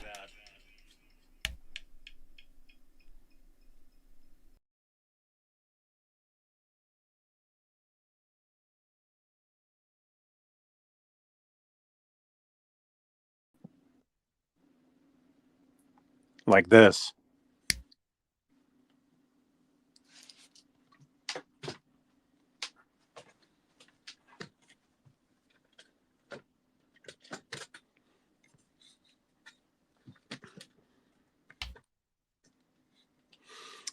I'll show you guys a couple of pedals here. I mean, you can't hear them. I mean, unless I plugged in, you can hear them. But you know that the new, well, this kind of relates actually.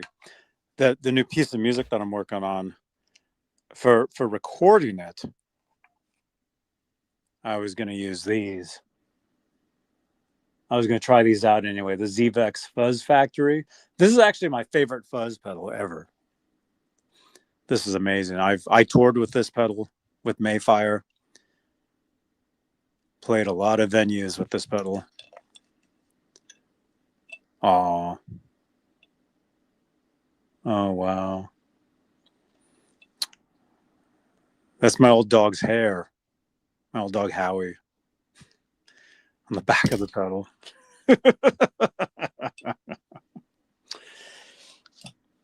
So anyway, there's that. And then I've got another ZVEX. Love ZVEX stuff. This is called the Instant Lo-Fi Junky.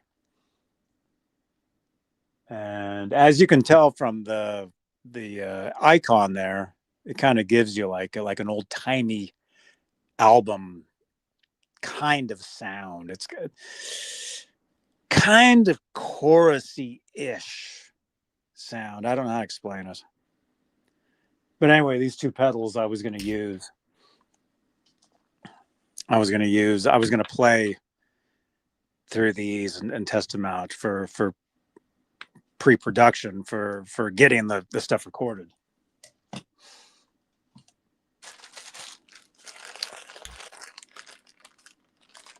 Yeah, that's pretty wild, man.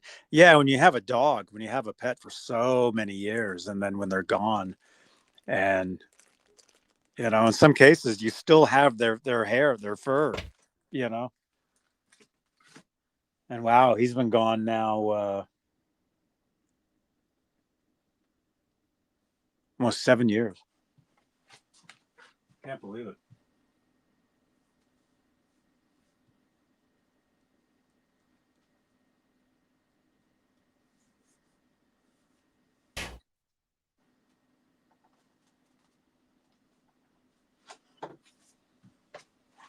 Okay.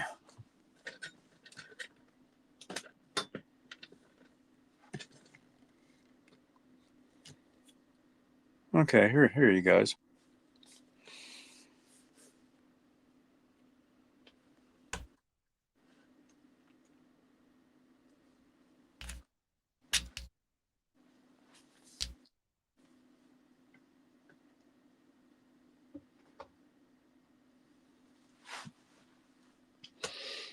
Oh yeah, I had that Vex Gear guitar out. I was thinking of almost working on this.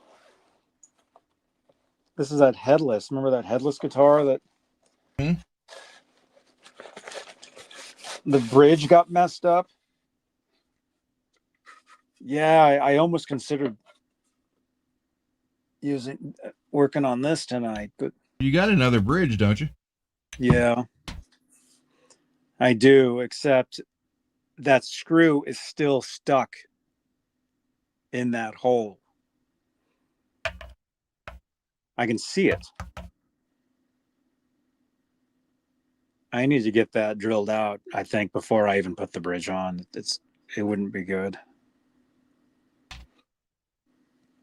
Cool guitar. Bay Area rich, dude. You guys remember we started building these things and one of the screws fell down into the hole, it wouldn't come out, and that pretty much stopped the process of this guitar. Did I not just have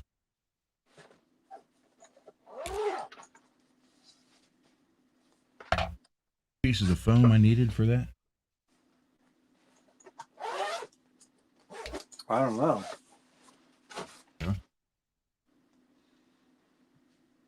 Let me plug that laptop in.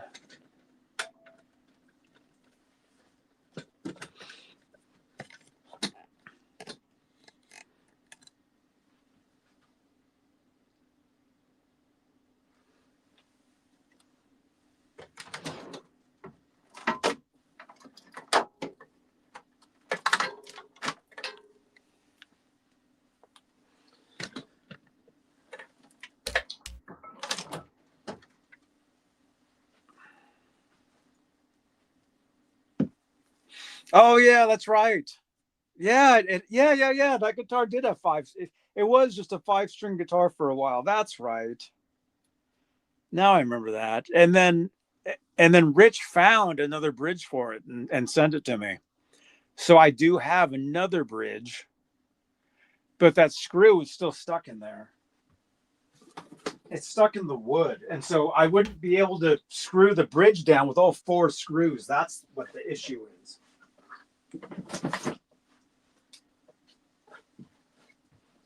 So we got to get that screw out of there. And unfortunately, I don't mean tonight, but I don't know how we're going to get out of there. I mean, maybe drilled out and then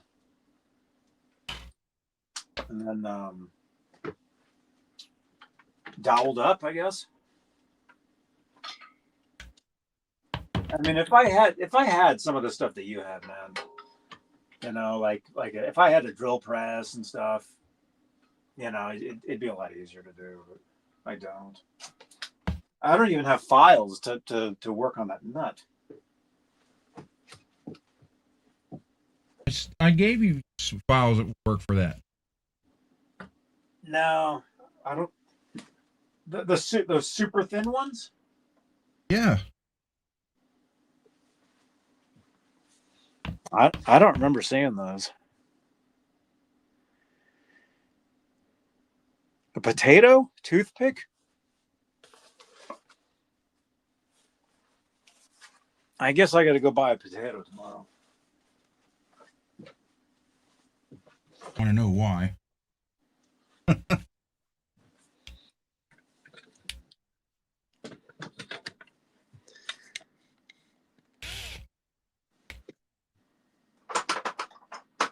Let's see.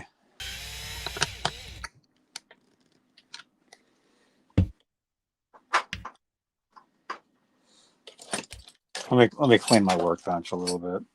I got all these pick guards now, man. I got freaking tons of these things. Good. What you need to do, if you got pickups for them, is set them all up. So all you got to do is just swap them out. No, I don't.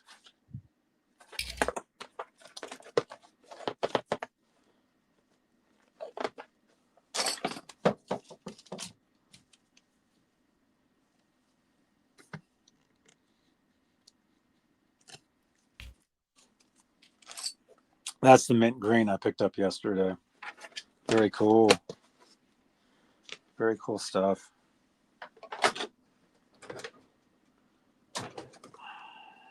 Oh crap! I got telly pick guards too, man. Oh my gosh! I can't. Look at this. I can't believe I have so many of these things. Look at that.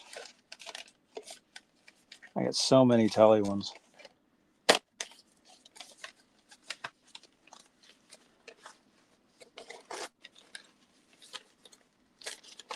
You know what's crazy is I have a loaded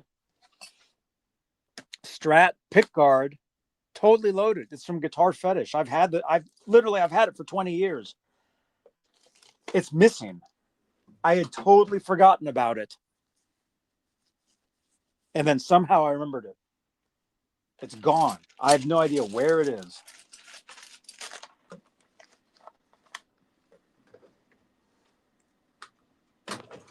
I would use it too if I could find it.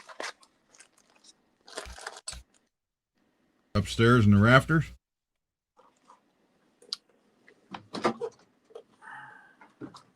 It actually might be. But that's a whole nother project, getting up there and getting stuff. Okay, so I'm going to keep these out because I want to. Well, I mean, actually, I could plug these in if you guys want to hear them. Yes, Jamie, I am. Straight into the wood. It already had holes. That's how the other ones were in it.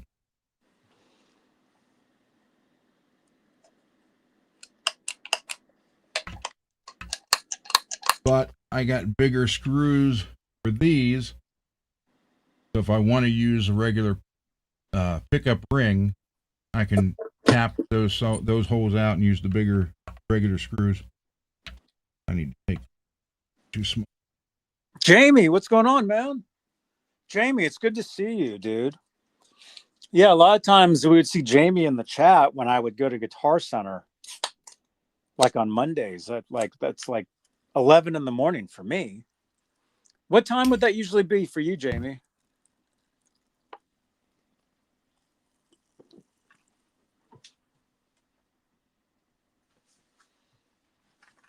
But dude, it's crazy.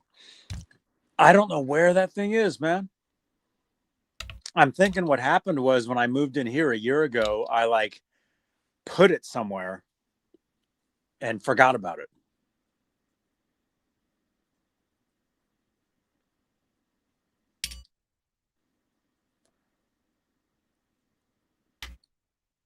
Quite possible.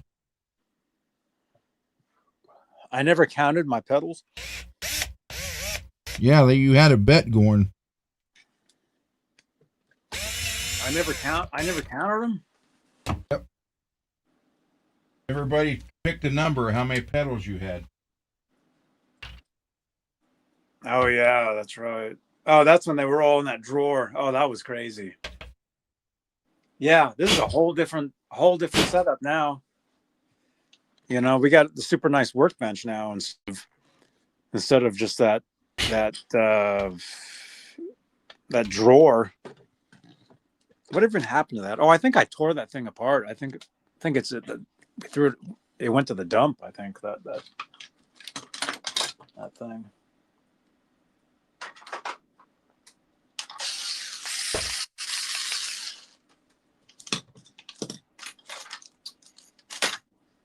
Let me see.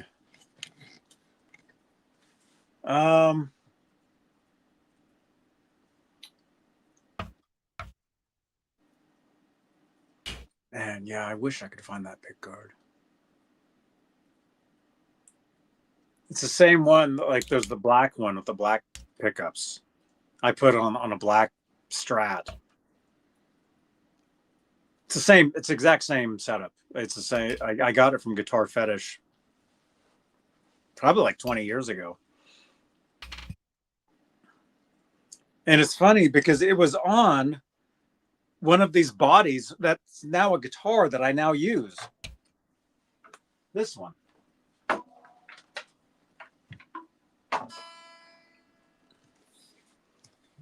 This guitar.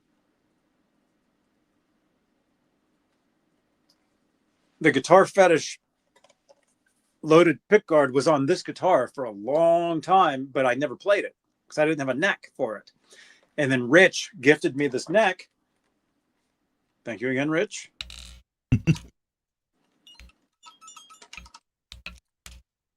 And I put it on this body. But by that time, I don't know where the pickguard went. It's gone. So this is a totally different one. This is a totally different setup.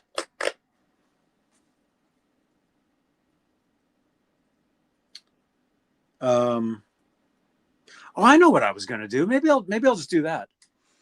I was going to change the white pickup covers to the parchment ones. There you go. This one. Either parchment or black. I was going to change them. Because like I was saying yesterday, I really don't like just the white pick guard or the white. It just, to me, it just, I don't know. I like the stuff that looks more used. Yeah, maybe I'll do that. Yeah, I'll do that. I'll do this. What time is it? We're at just over 2 hours. 2:10. Yeah, I know, Lewis. I actually do have a Dremel. It's in storage. I need to find it. I need to get it and get it back over here. I've had the thing for 20 something years.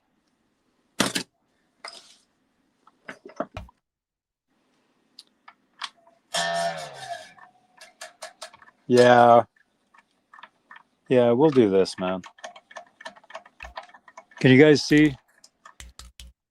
You guys see what I'm doing? Maybe I'll move the camera.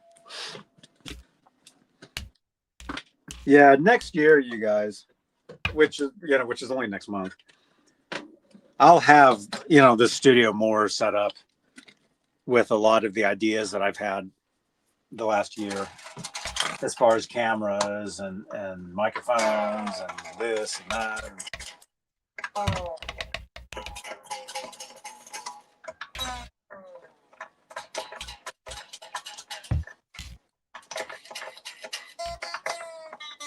Last night was great though, man. Playing those guitars for a few hours, it really reminded me of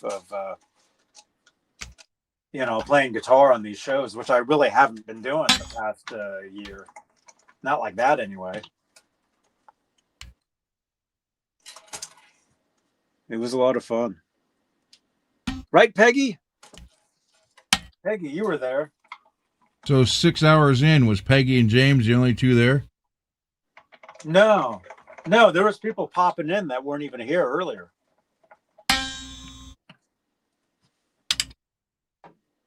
And they were shocked to see that I'd been on for 6 hours. Still pretty much in tune.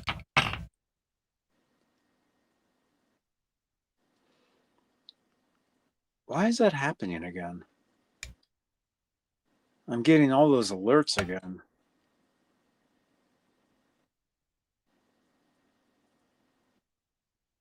I don't get it.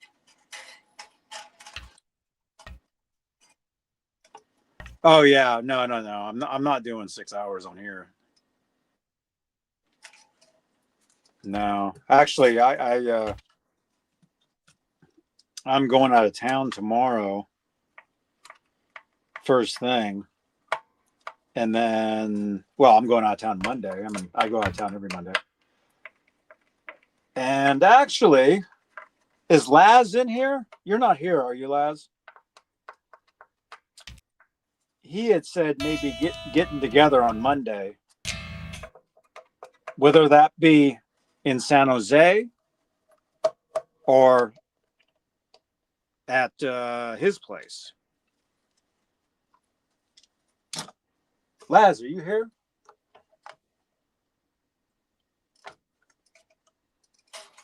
Can you guys see this? I guess I'll turn the light on. I like it better like this. I like the lighting, but you can really see better with the actual lights on.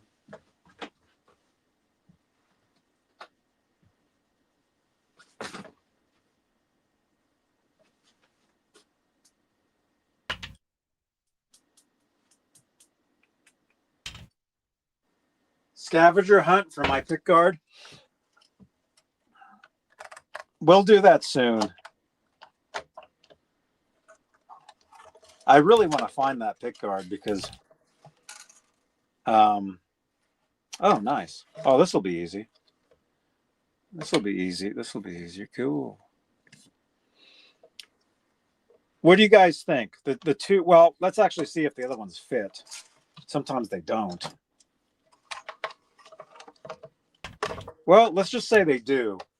What do you guys want to see? Parchment or black? Actually, these black ones might not fit. I think these only went for certain pickups. Because I think we tried that another time on something else. I mean, having the black ones would actually be cool because they would totally it would look like that. Can you guys see that? That would be cool, although I don't think these particular ones will fit. We'll try it though, but I do have them. But like I've been on this parchment kick, which I don't know if that's kind of weird, but I've got these.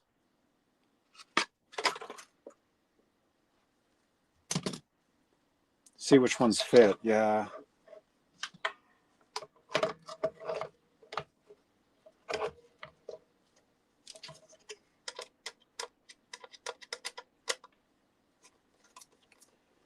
Let's see.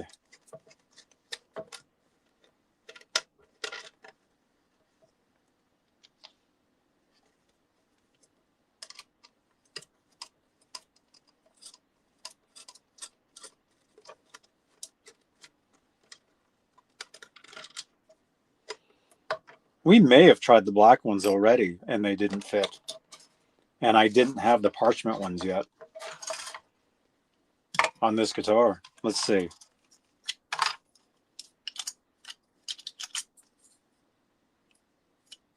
Nope, they don't fit. Remember, there are two different. Try it on the other pickup. You mean the other side? Well, yeah. Yeah, I did. Yeah. Okay. No. These definitely, the spacing's different. As far as the parchment ones,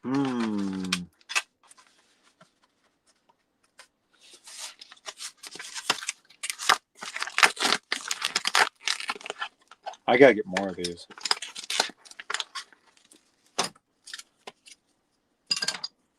Let's see. Oh, yep. Oh, they fit exactly, man. That totally went on there like instantly. Easy, man. See, look at the difference, man. Can you guys see that? You guys can see the difference. Yeah. So it'll look like that. Oh, yeah. Yeah, that's better. I like that better, man. What do you think, Peggy?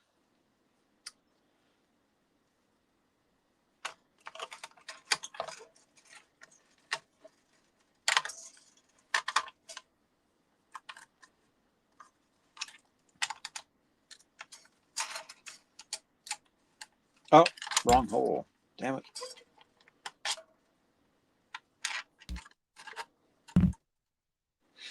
Can you guys see what I'm doing? There we go.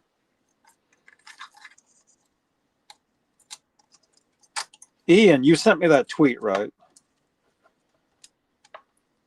The footage from Sylvan Music from yesterday. I had an idea. I was going to use it.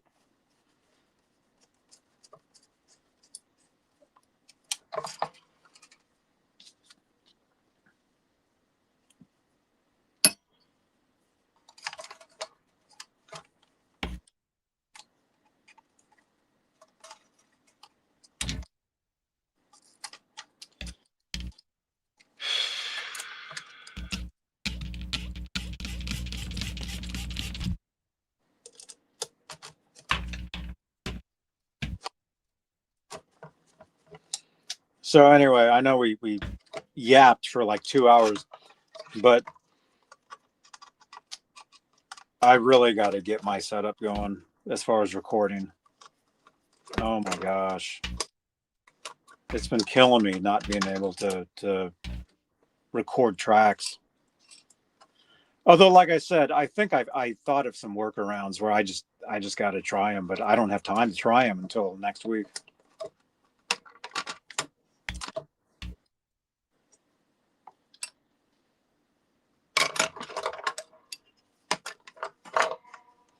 Parchment. Come here. Yeah, that other pickup, that other assembly I have. Oh yeah, look at that. That totally changes it, man. Do you see that? Can you tell? That totally changes the whole look of it.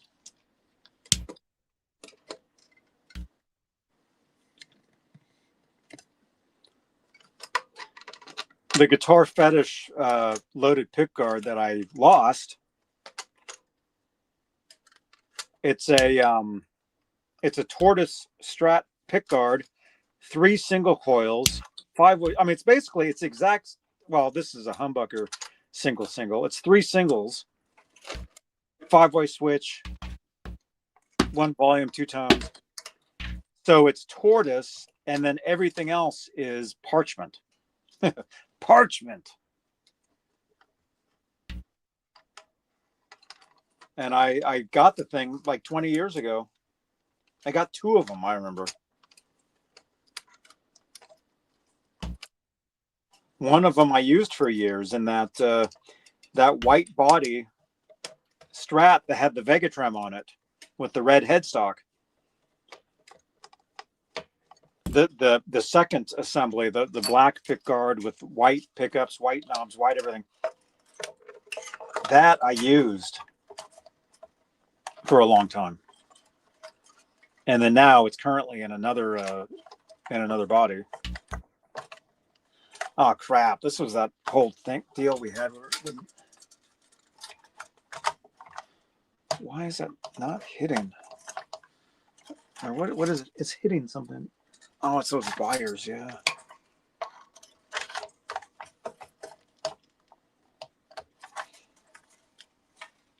Oh yeah, that totally changes the look. That makes it that's much nicer. Can you guys see that? Can you tell? You can kind of tell.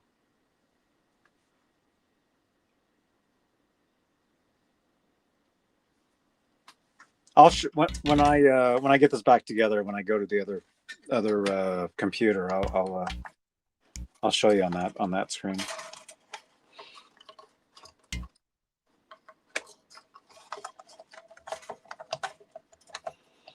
For some reason though, it keeps I think it's this pickup cable keeps hitting.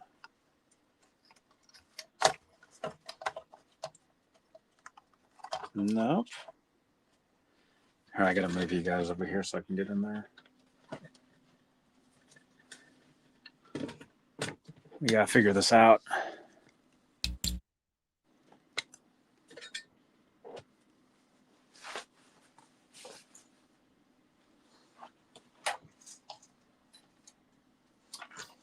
It's hitting.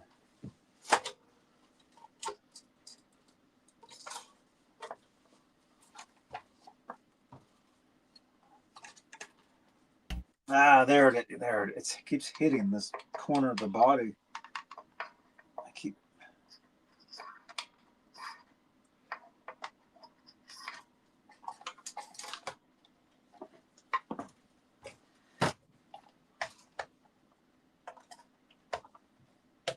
Nope. Keeps hitting. It's hitting this.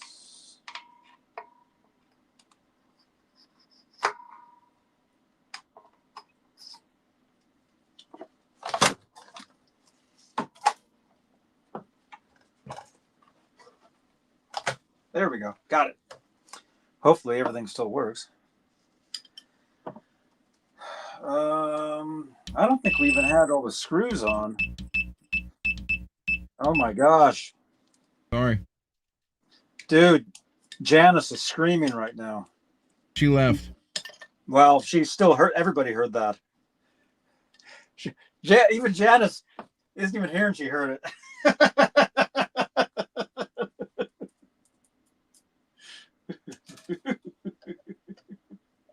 That was me turning this up to 800 degrees, sorry. I don't know what solder they used on this in Mexico, But you're pretty stoned. No, 750 degrees wouldn't melt it. 800 did. Well, dude, I don't know. Be careful of those fumes, man. One of the reasons why I don't like soldering is because I remember I was soldering one time and the fumes got to me. And all of a sudden, like, I got super dizzy out of nowhere. And I remember that. So every time I solder, I think of that. What was that? Me moving this.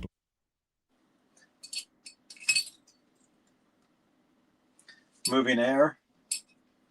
No, just sliding it on this carpet. Mistake number one was putting black carpet by a workbench, because every time I drop something, I can never find a damn.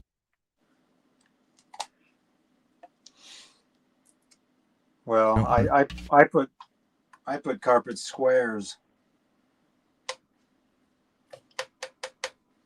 I got to drill some holes. Dude, this looks way cooler now, man. I know, it's like, you know, for years I said, oh, I don't care what my guitar looks like. Don't care. Now it's a total opposite thing. I'm like, dude, this looks good. I like this. Make this look like this. I mean, I get it. It you know, if it looks a certain way, it inspires you to pick it up. And I'm really into Strats and Tellies. You know, it's like I want, like, oh, I want this color and this one on this pick guard on this. It's like Michael B, you know, sent us the photo last night of his Telly. Yeah, his new one. I'm thinking, oh, I want, you know, I want one of those too.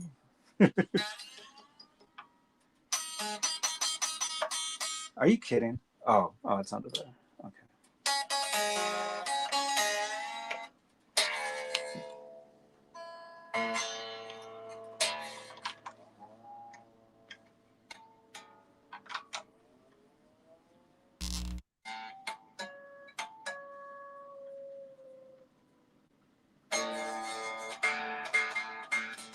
Yeah, it's like I remember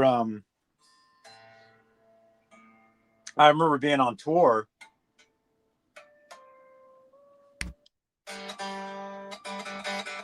And the band at the time was half based Bay Area, half based LA.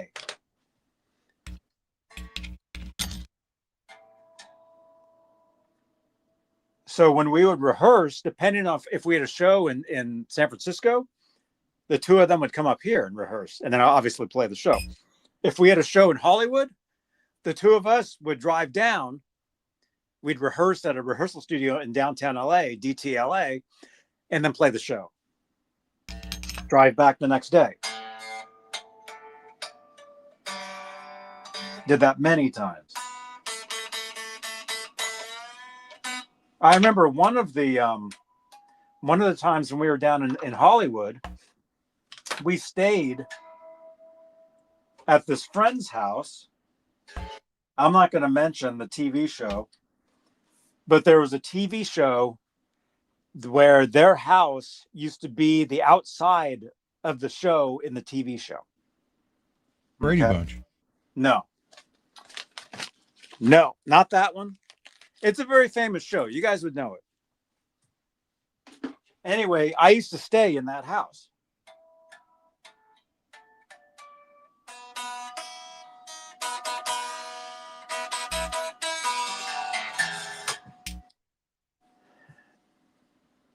Anyway, you could see Capitol Records from there. The Capitol Records building. The old one? Well, the round one? Yeah. No, this was in Hollywood. No, it wasn't the Painted Ladies. Al Bundy's house? No.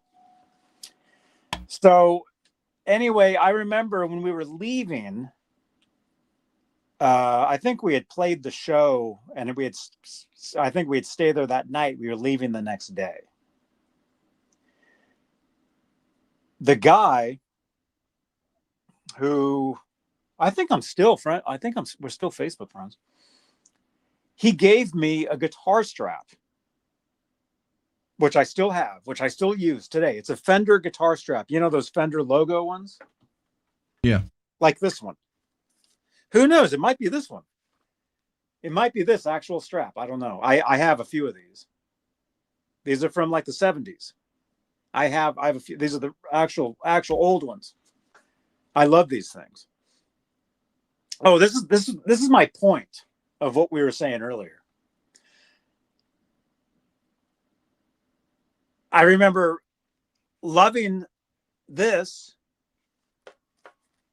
and the guitar that I played at the time, which I still have, I'm staring at it, is a Sunburst Telecaster.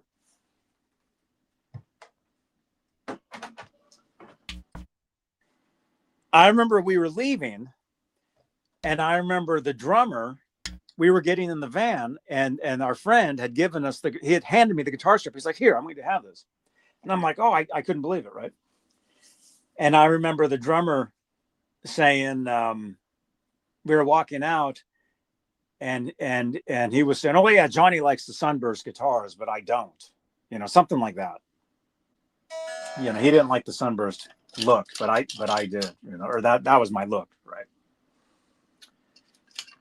And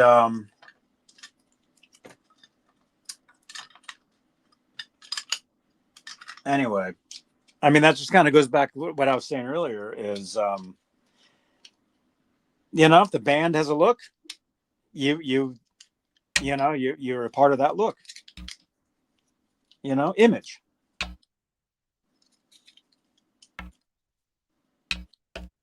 And even though I think, he didn't like the Sunburst. I don't know if he didn't like it, or I remember him saying something like it wasn't his favorite look of a guitar as a Sunburst.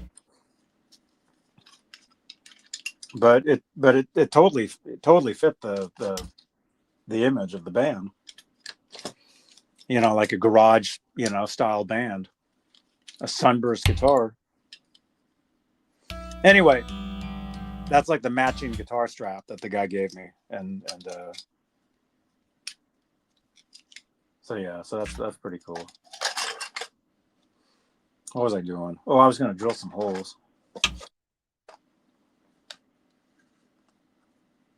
Jamie, have a good night, dude. Thank you so much for hanging out. Good night, Jamie.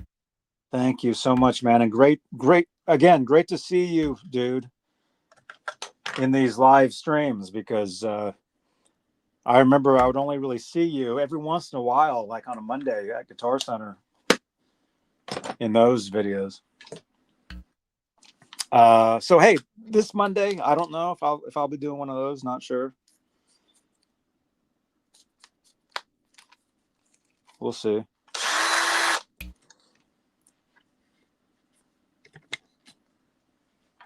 Okay, I gotta drill. Oh crap!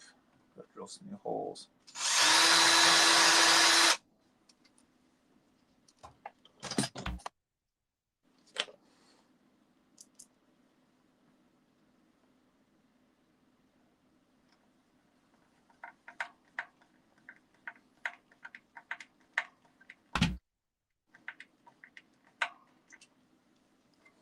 I'll bring you guys closer so you guys can see this.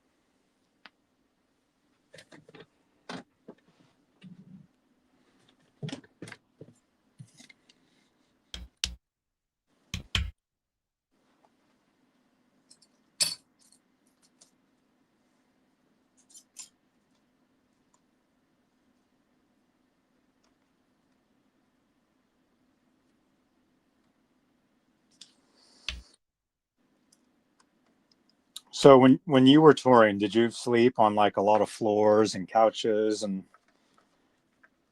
No, strange places? we started out, but after we got the record deal, that we had a bus. But starting out, yeah, we driving our own cars, and ended up getting an old U-Haul van.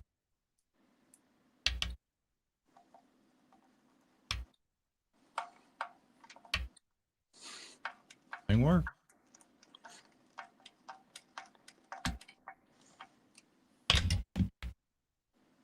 And it's still in tune. Even out and on the floor, and even had the trim arm thing assembly out.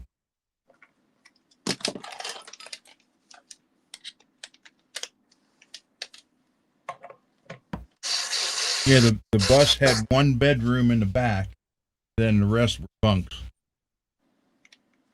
Mm-hmm. We took turns, got the bedroom.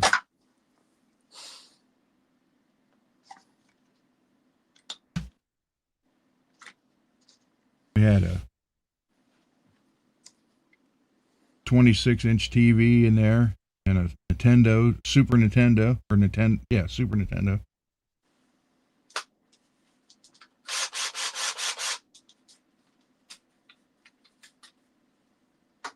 AM FM stereo, CD.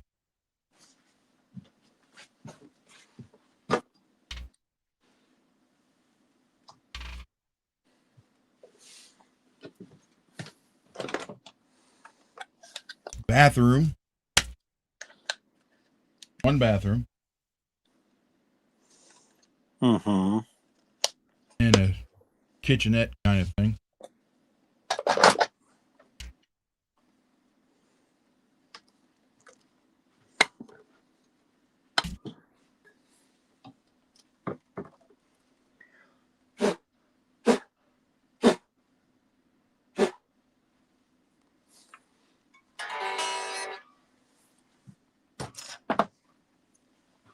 There we go. Well, I did something.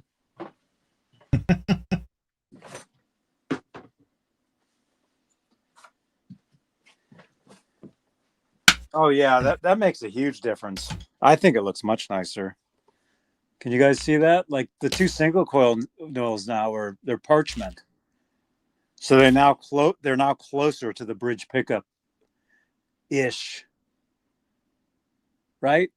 They're not white anymore, which was this. They did look like this.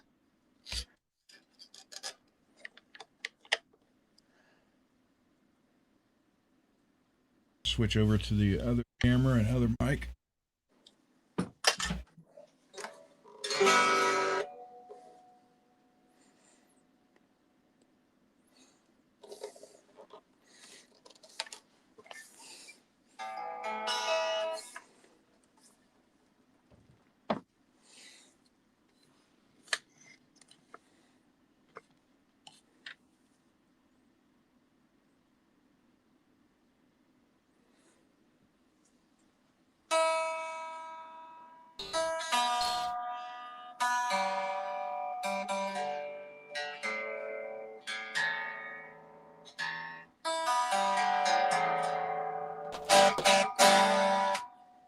Oh, I forgot a screw.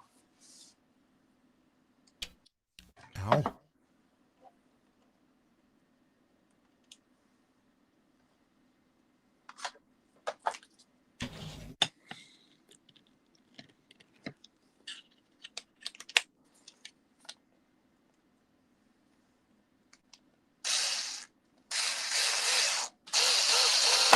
Oh, shit. Good thing it's my guitar. Yeah, that didn't do it. Yeah, left them more clear. That's fun. Yeah, well, I mean, look at the way the guitar looks anyway. I mean, having an extra little screw indent isn't going to do it. I've wondered about this guitar if I need to get it repainted or anything. I've thought about it. Is that the one that we talked about making it the all natural? I don't know. Maybe.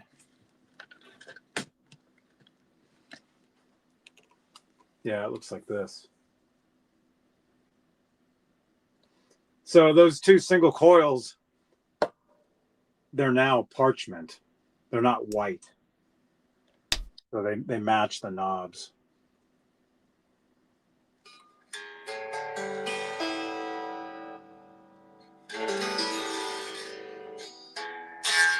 I used to write on this guitar with a Sharpie, and there's a few things that are still written on there. DVD RW. And then what does it say? String. I don't know what that says. String bushings? String bushings? I don't know. There were notes that I wrote on here for myself at one point, and we're talking like 20 years ago. I wrote that on there. And you can still see it right there. And then just for fun, I wrote my Insta handle on there just for fun one day. I've since, tried to scrub it off. That's why it's very light.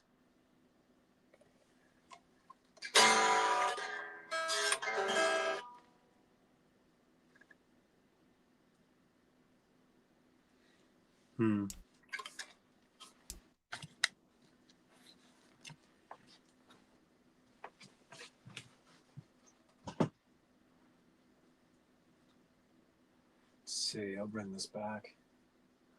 What time is it? 15 to 22. Oh, okay. We'll go a little bit. Yeah, we're not doing 20 hours tonight, or not 20 hours, 6 hours tonight, Peggy. And I was going to say we'll do about 20 minutes and then come here.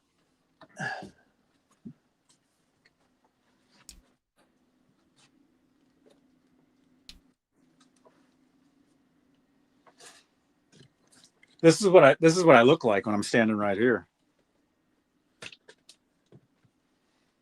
When I'm standing right here like this. See, I got the mic.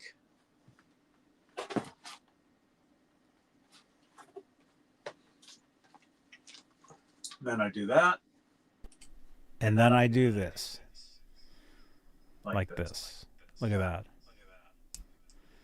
There's like some behind the scenes for you right there. Pretty cool. So see, I stand when I do these shows. I've got my chair that I sit in when I play video games. You know, if I'm sitting here, I sit, but when I do this stuff, I stand. I have a standing desk. Like that. Yes.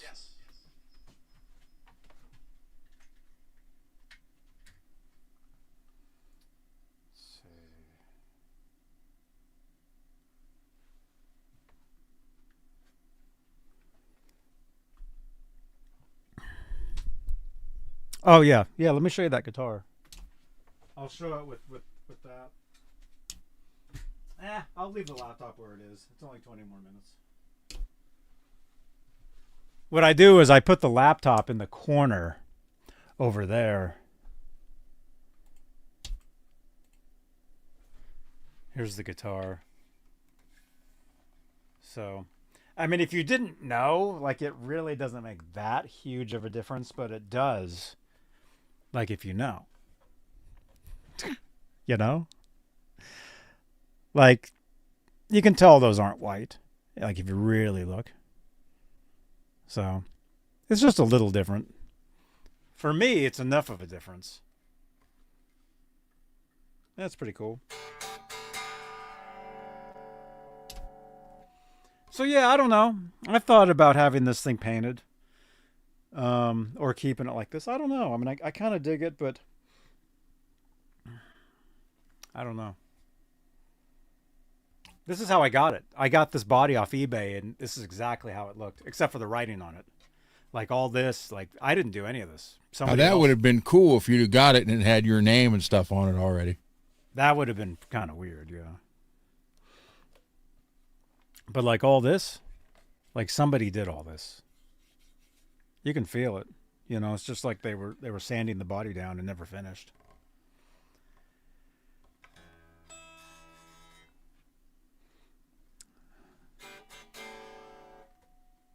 Yeah, it's cool.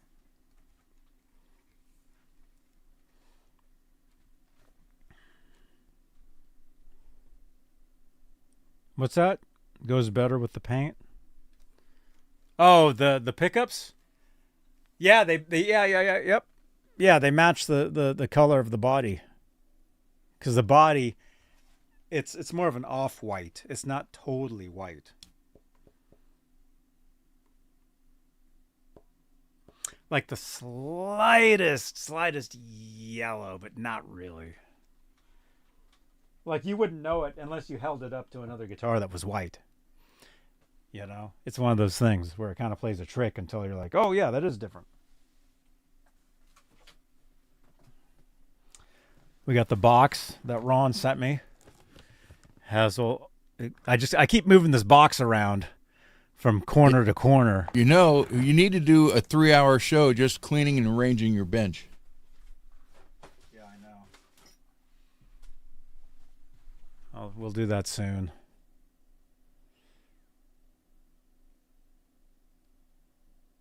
Yeah.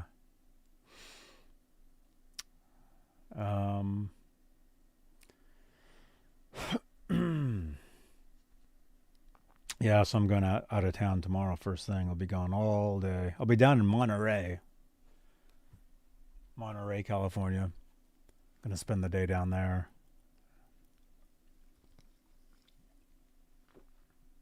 That's where I saw that Van Halen guitar. You guys might remember that. That was, I don't know, a few months ago.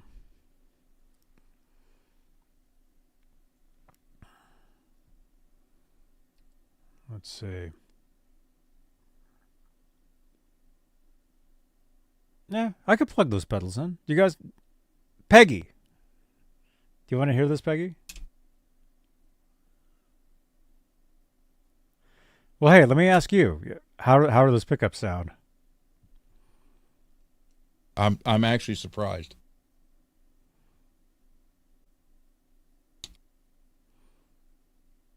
I mean, listen to that.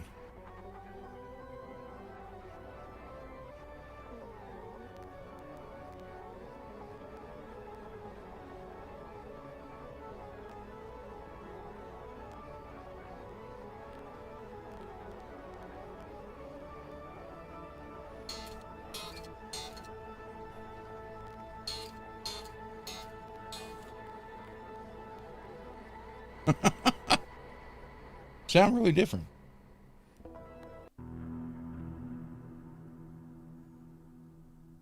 Trying to find I need to make one here.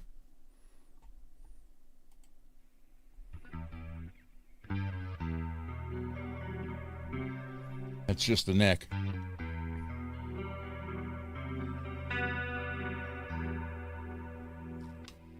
Both. And a bridge. Wait a minute. Play both again?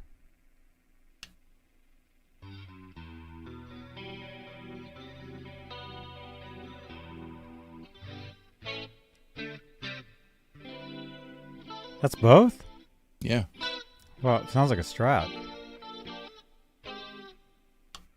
Just the neck. And just the bridge.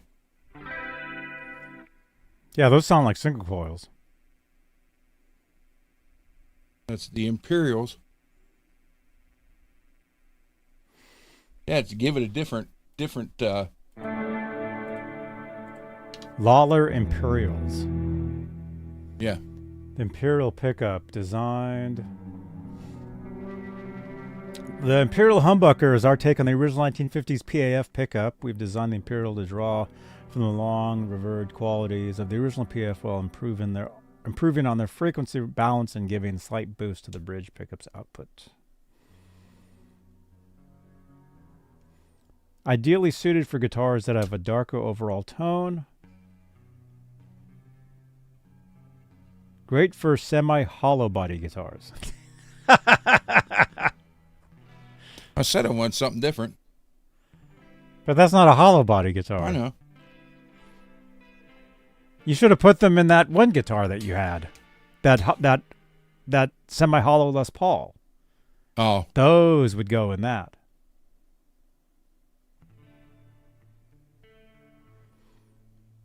'50s style. How much are those things? 200 a piece. Right? Or a Yeah. set? No, a piece. I paid $190 each. Yeah. Oh, from the website? No, actually from the store. Oh, there's stores there? Yeah, in Washington. my aunt's store is carrying them now. Oh. Wait, your aunt's store is carrying them, and you paid. Well, because I ordered them right when they were first deciding whether or not they wanted to get them.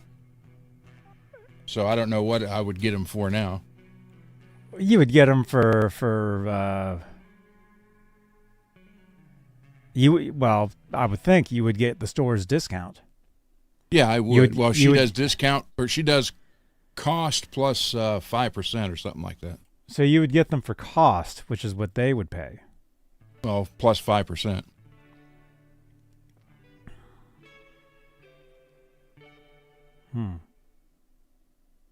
Took 6 months. But when I ordered these, that's right when they first, because Lollar offered to send some in for them to try. And I said, well, I want to try these. And my aunt's like, well, you can try them, but you're going to pay for them. So that's $190 each.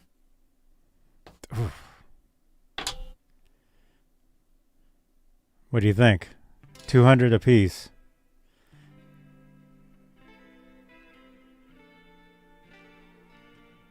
Actually, I like the way they sound. Plus, it gives me a Charvel with a different sound. So, Well, you should plug that guitar into an I actual will. amp.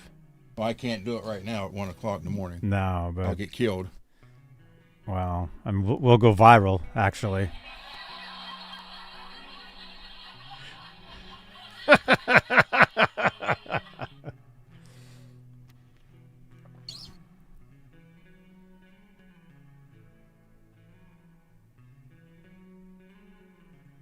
Huh, 200 a piece or cost? Find out how much cost is.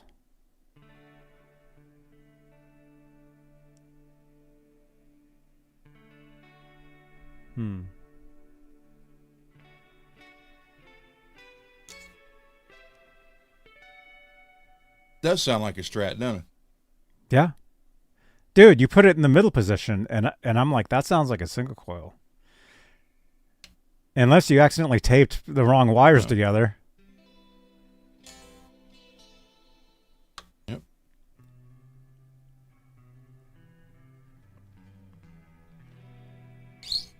Yeah, the wiring colors are the same as Seymour's. Mm-hmm.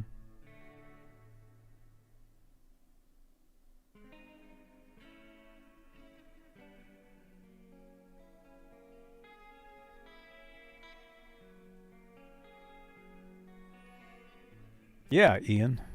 Super Strat. Super Strat, man.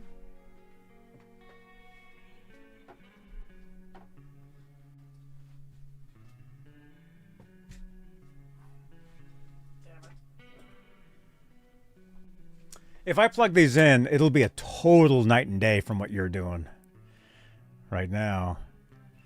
I don't know if I want to scare everyone.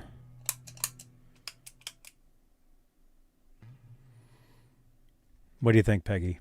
Peggy, it's up to you. We got 48 watching right now. You want me to plug these in? Go for it. No, it's going to sound way different than that.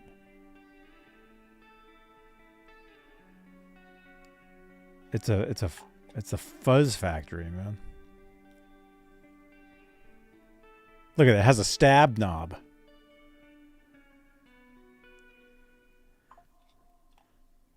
Nothing wrong with that.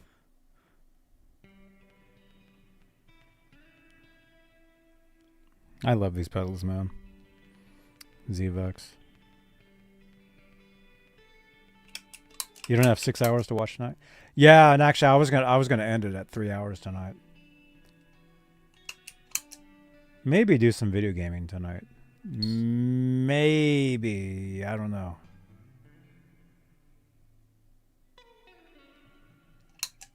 Last night was quite a bit, though.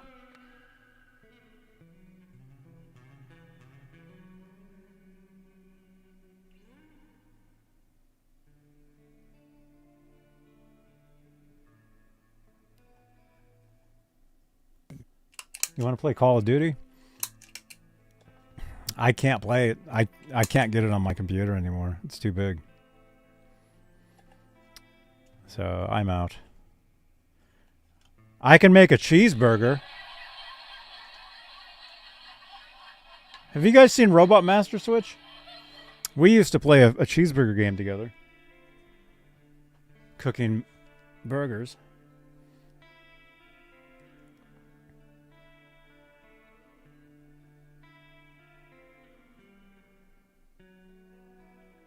Play one of your songs.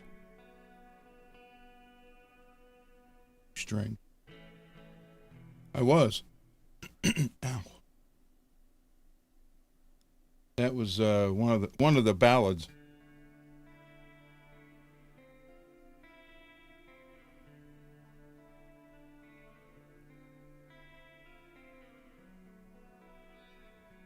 No, not Overcooked.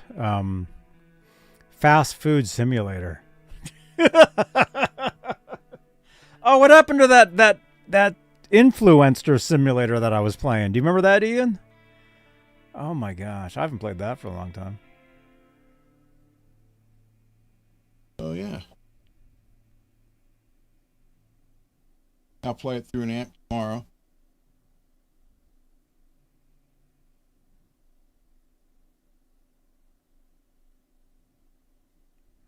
Cool. Yeah, I know, Mike. What he's playing, he's one chord away from Save a Prayer from Duran Duran. It's almost Duran Duran what he's playing. I know. I hear it. It's this. It's this. Except I'm in a different tune, a different key.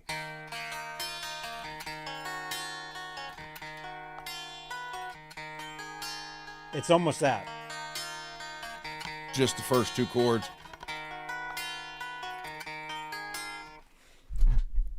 Two more chords and you could have been a millionaire, Ron. See, that goes back to what I was saying earlier, Well, man. no, and I'm trying to find it from 1985. Now, I didn't do the introduction, which was... Save a Prayer is 82.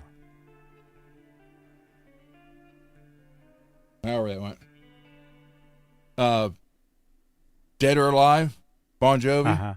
Uh-huh. But the actual... Oh, just a D to G to E minor. Dude, that's every ballad there is, man. Oh, you wrote that? I have that on 1985 on a cassette, and I need to find that so I can prove it to him. I didn't do the beginning. However that went.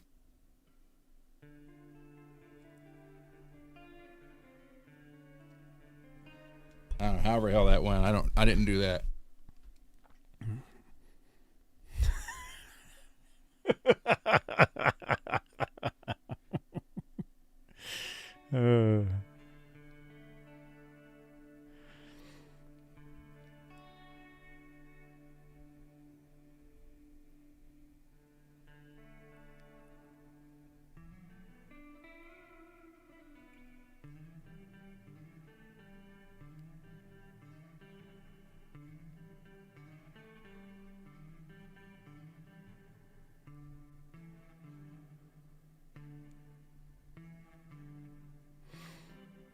Is that loud to you? No. Yeah, we can barely hear it.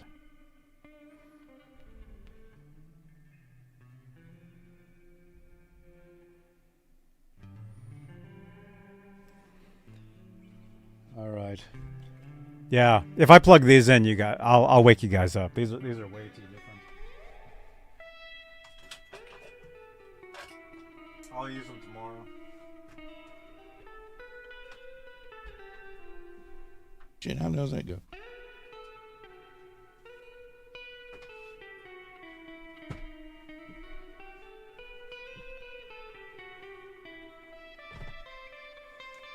Or hell, maybe I will plug them in.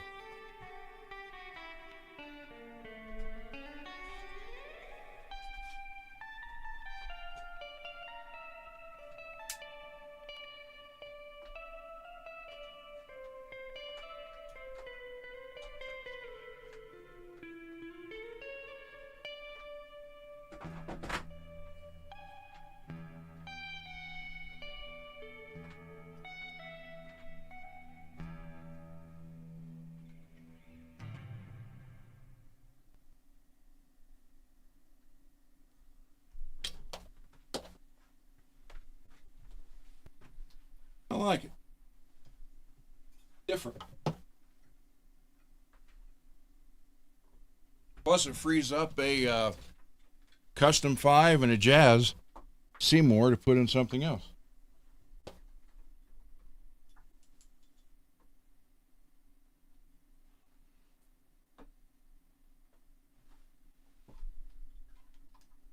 Custom 5 and a 6 are my, well,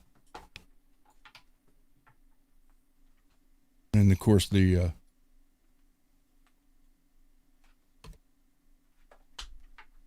the hell's the name of it? The Screaming Demon. Those are my three favorite. You can't even remember your favorite one? I just said it. Screaming Demon. I the custom 5. You couldn't remember it. The 6 and the Screaming Where's Demon. mine? I have one in the guitar here. Oh, it's in the that one. Kramer. Yeah.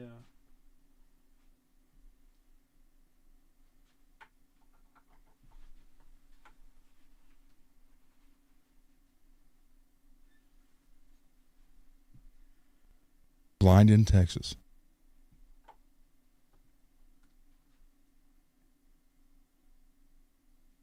The Cowboys have taken my eyes. Ogre Lord, have you heard Heavens Hung in Black from Wasp? And when I was younger, I was in love with Nancy Wilson. The one girl that I took to the 1982 prom was the closest thing I could get to Nancy Wilson.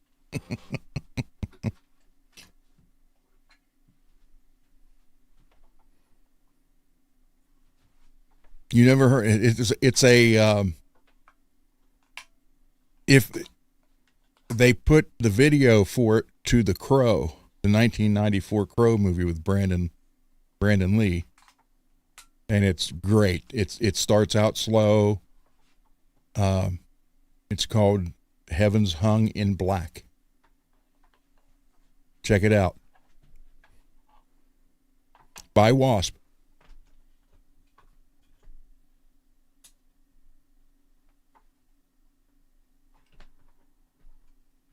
Busted that cut open again.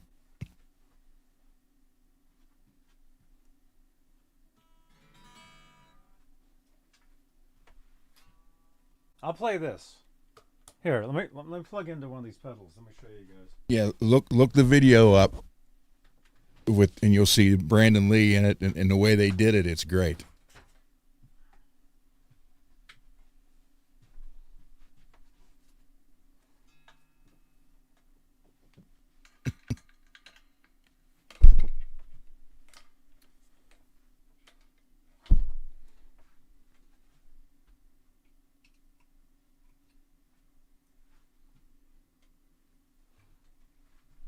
And I actually think Blackie sounds pretty damn good in this song, too.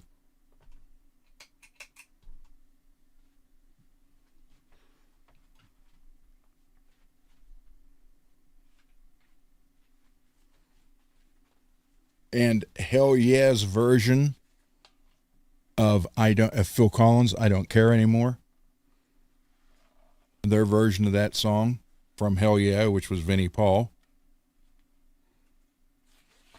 is fabulous. I had that blasting the other day when no one was here but me.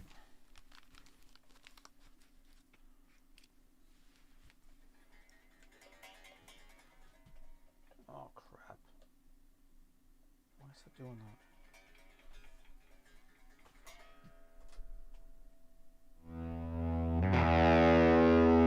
that? And another one from Hell Yeah I like is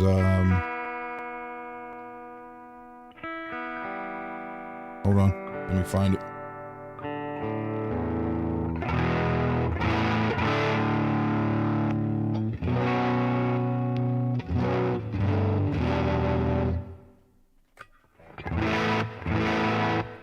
Is that too loud? No.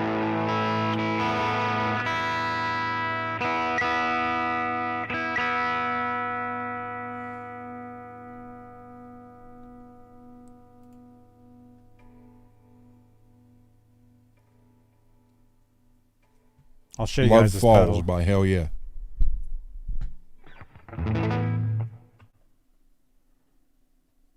What is that? Love Falls by Hell Yeah. Vinnie Paul on the drums.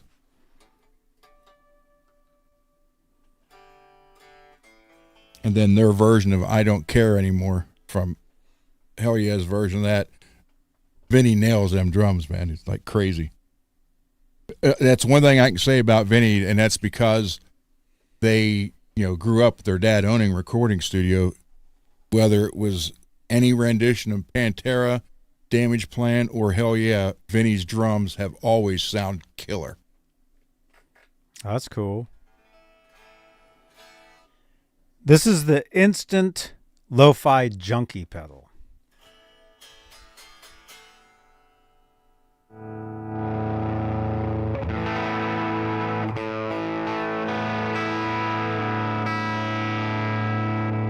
I've used this pedal live the past few years.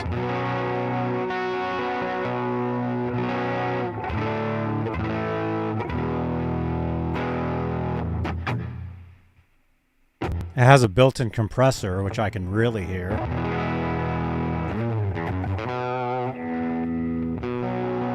can totally hear the compressor, especially when I let go. You hear it kick in.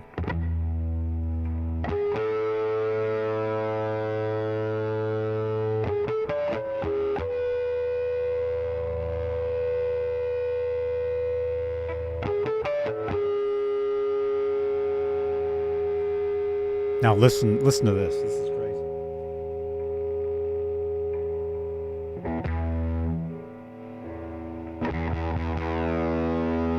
Tell me when you're ready. This pedal's crazy. This pedal's crazy, man.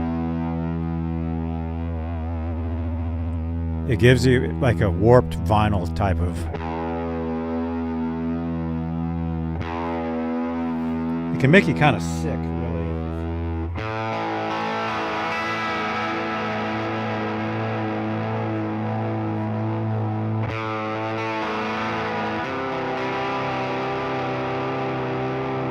See, it sounds like an album going. Yeah. Or if I'm going. Just imagine me going like this.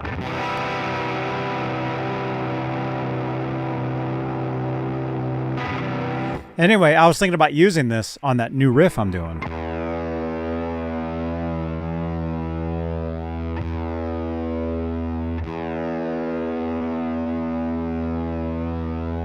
You know what, Johnny? You need to make a Jake E. Lee white Strat. Actually, Charvel. Well, his actually was a Fender with the Charvel neck. But make it the white and the black, and it was hardtail. He never used tremolos. Mm-hmm.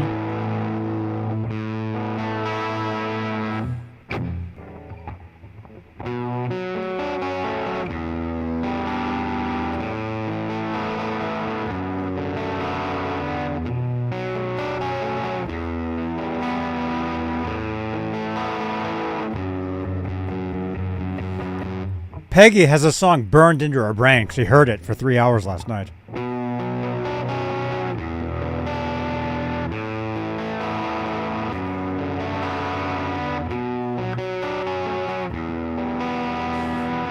That's not far from Don't Cry. Yeah, it is.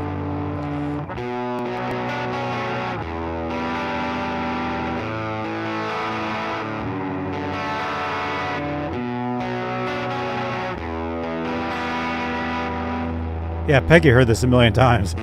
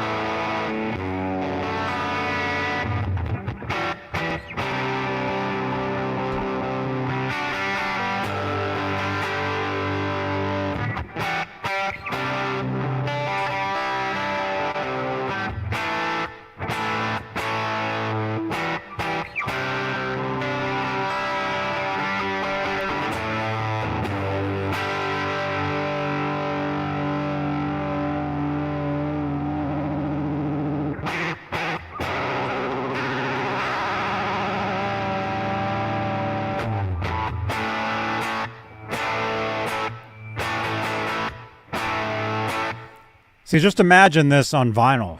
It has like an old vinyl. I'm not talking like you're not hearing pops and stuff, but you're hearing like the warble of like a vinyl moving.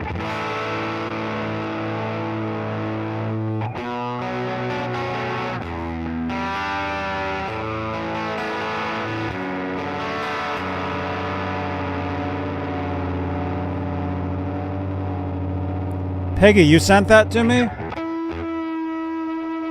Yeah, it's impossible to tune a guitar without one. So here it is without it.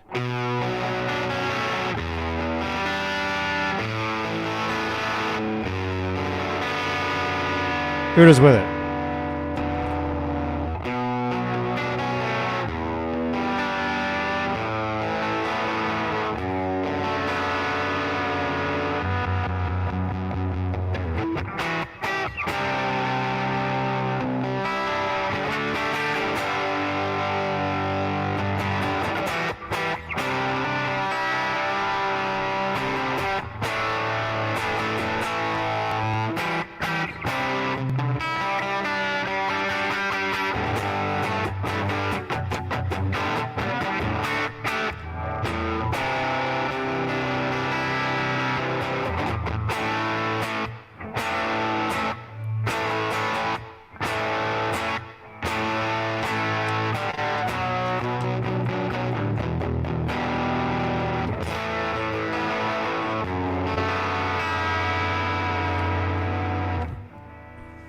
Yeah, I really dig that sound. I think it's really cool.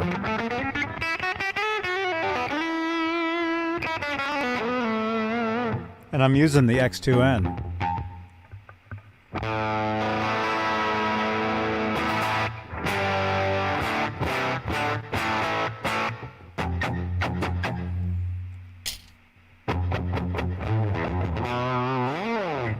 And then the fuzz, man. Well, let me see. What else can we do? It also does like a bump.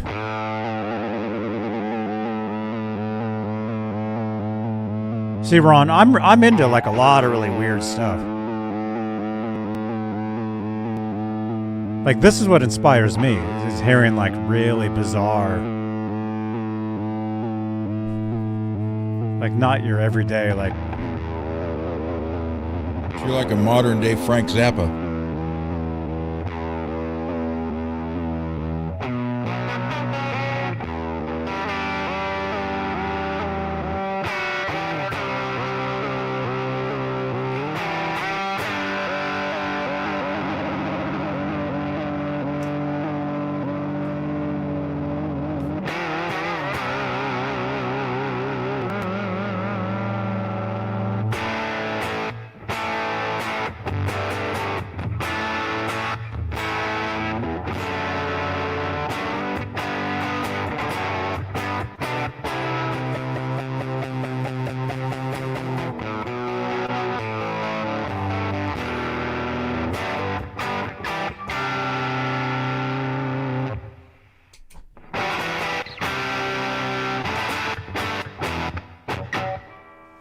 And then you got the Fuzz Factory, man, which is really... This is my favorite fuzz there is, man. This might be scary, though, man. Are you familiar with fuzz pedals? I used to have one and never really used it. In the 80s, I bought a bunch of the Boss pedals, but I just never used them. I bought them when they, it was like, wow, looked cool, and tried them once or twice, and I kept getting a bunch of hum and noise from them, so I just sold them. That's why I never really used pedals.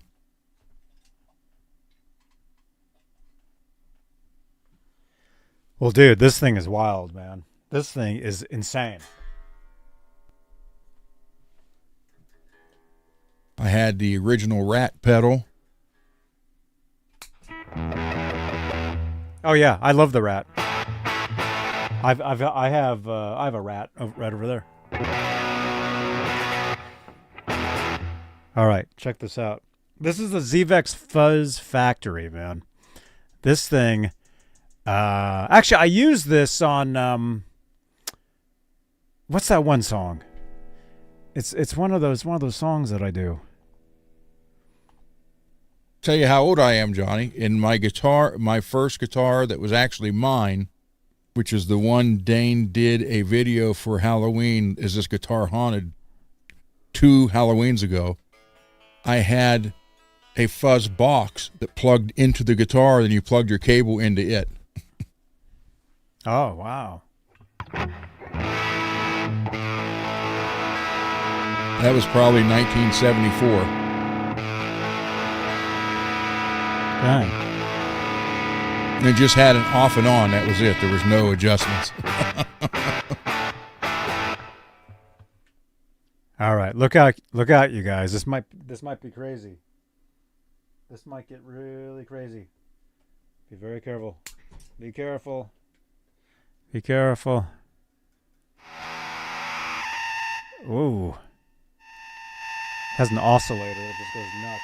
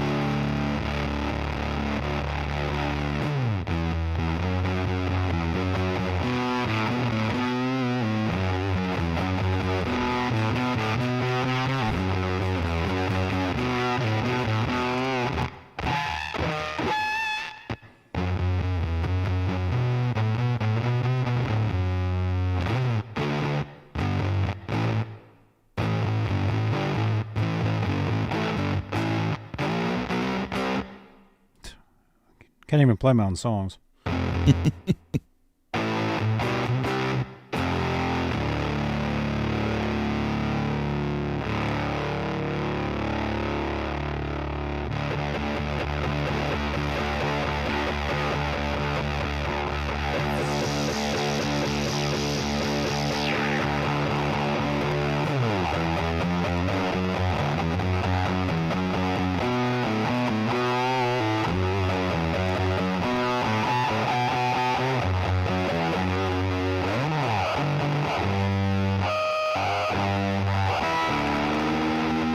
Let me do it this way.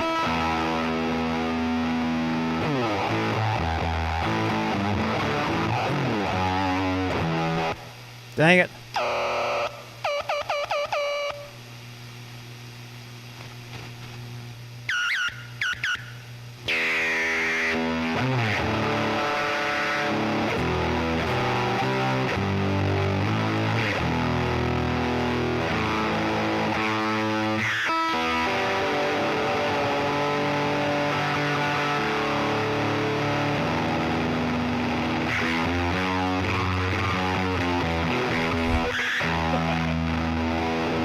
It was something like this, Johnny.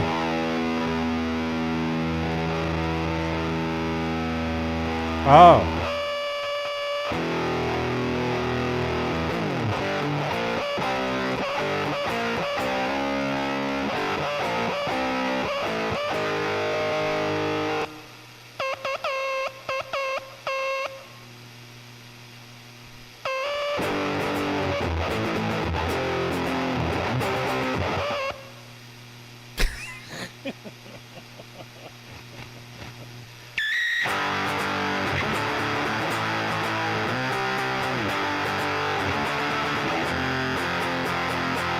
So play some Nirvana with that on there. That's what I'm doing.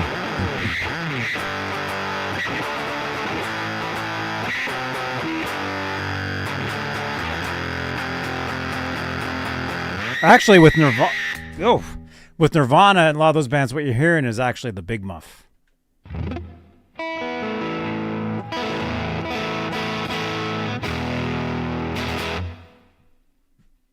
What else do I have that's crazy?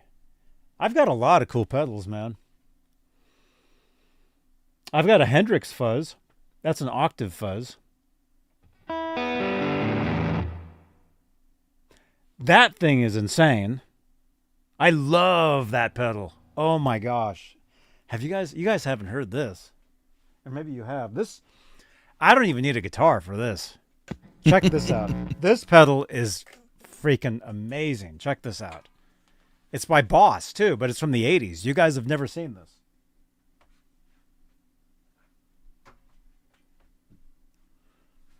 Hang on.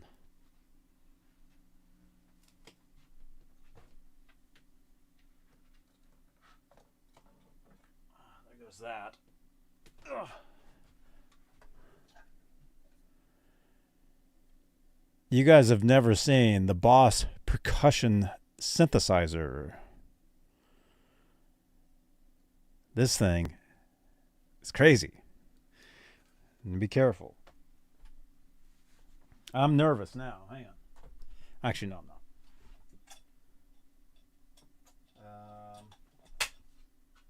Do we need to power it? Yes, I think we do. But we don't need a guitar with it. All we gotta do is tap on it.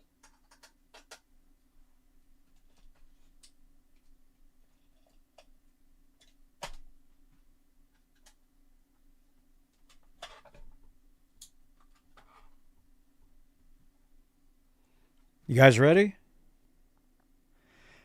Go Is for there a it. volume? I'm actually kind of nervous. Don't be. No, dude, this thing is insanity. This thing is insanity. Let's be careful with the volume here. Whoa! Sounds like Qbert starting up.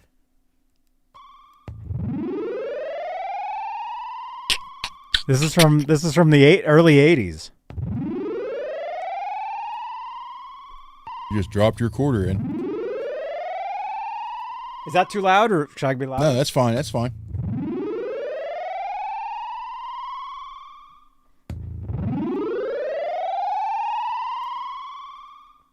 Oh my gosh.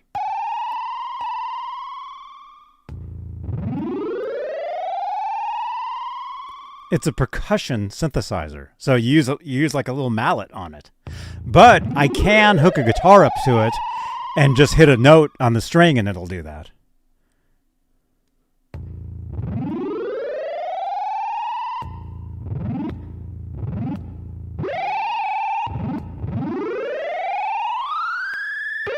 Sounds like R2D2's parents.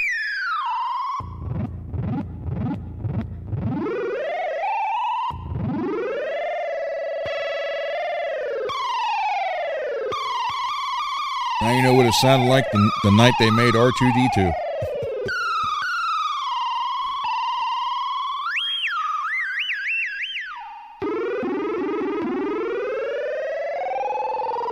Well, that's every effect from Star Wars.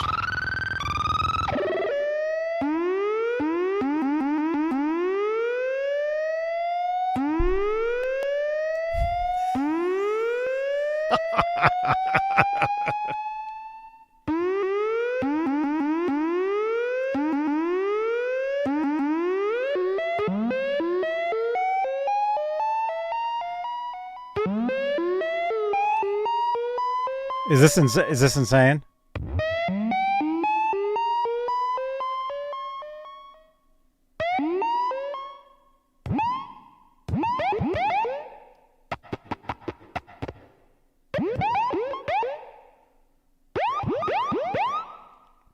Hey, it's the police.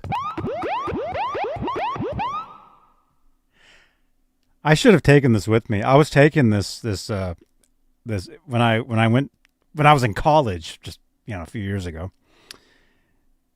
I was taking this synthesis class where we had to learn about synthesizers and keyboards. I should have taken this with me. I didn't even think about it. The guy would have freaked out with this thing.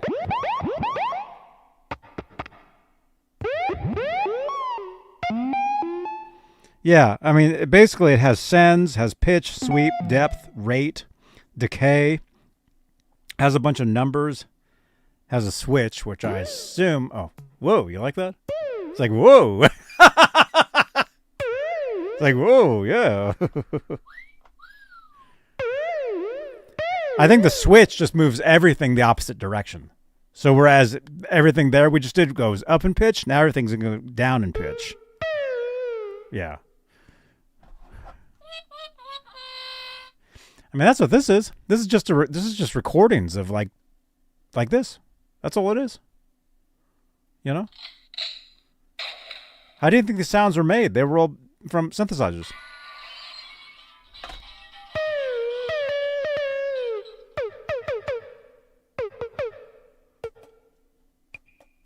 Where's Janice? Janice would totally dig this.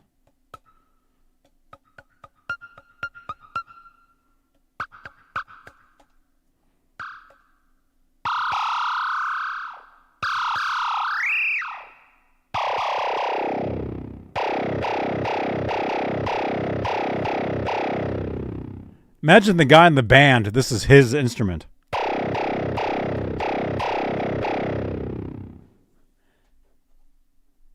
I'm going to join a band and I'm going to play this. Devo.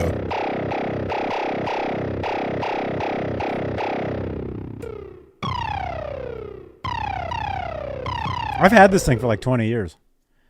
I used to buy all sorts of weird stuff like this. I had a lot of cool pedals, man. There was a pedal. Level Does up. it have MIDI? Nope, no MIDI. Takes a 9-volt and it just plugs, has an in and an out. Right now I'm just plugged into the pod, just as an out. Thing is, I can hook it up to my guitar, but it'll just like bang, bang. I mean, it won't play as a guitar. It just acts as a controller. Where's my cable? I'll show you.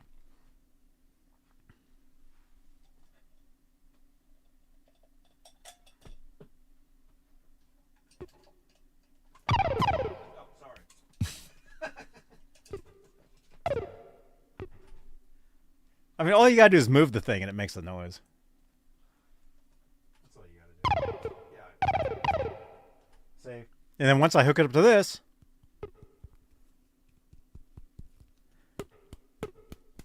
that's trying. Oh, there, it's trying. But when you hook it up to a guitar, the guitar basically just becomes the controller for it. Meaning,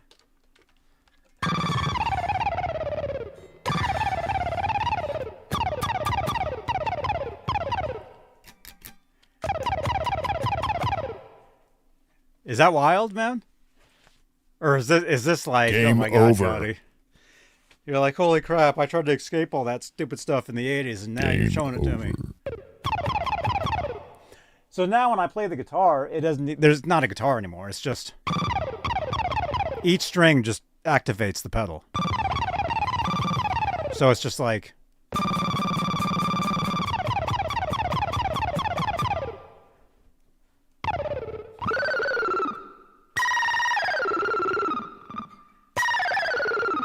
but there's no chords. Like you're only hearing this through this.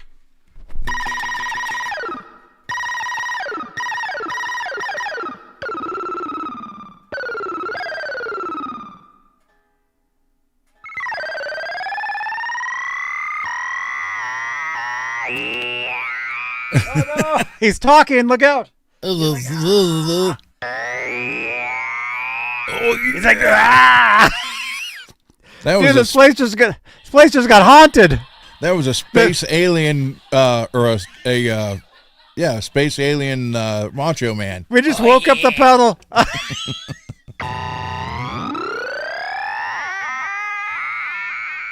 did I do that? That's the hybrid babies crying right there. Yay.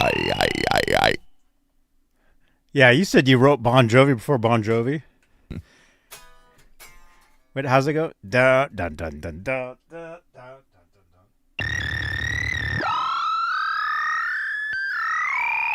So you could use that to do a solo with. Yeah, here's my song. Just sit there and go. Act like you're playing what it's doing. There you go. That'd freak people out.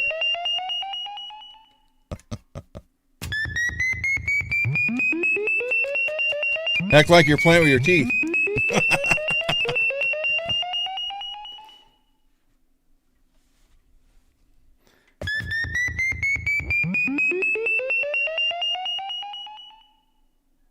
That's pretty weird, huh? Missile command.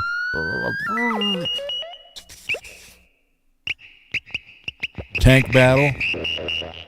Pong.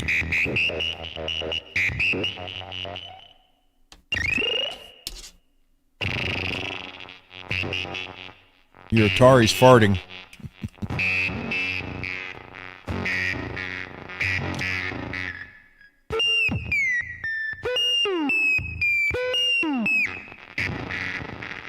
It's trying. Can you hear the guitar through there or not? No. Oh, wait, I can't. Hang on, I just got unplugged. No, we cannot. This happened yesterday. I probably could get new headphones. These things have had it. Can you hear the note through there? You can. A little on that one. Let me turn my mic off. Wait, does that turn the guitar off? You can hear the guitar? Yep.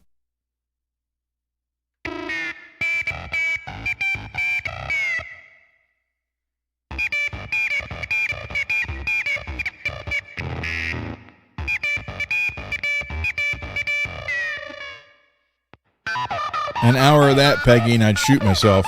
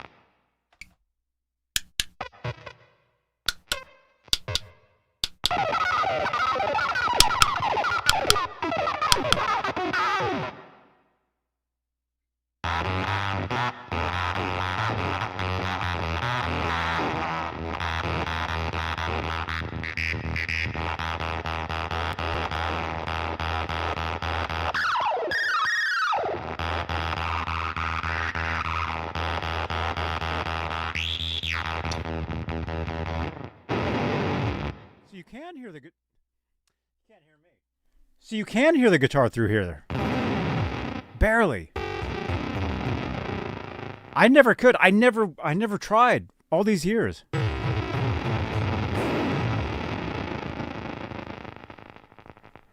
Well, it sounds like it's breaking, but Sounds like you blew the speakers. here's the blown speaker effect. Blown speakers and the taped ground wires coming undone.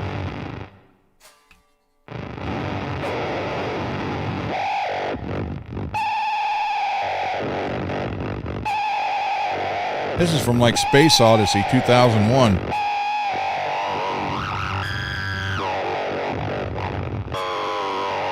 To the guy floating in space.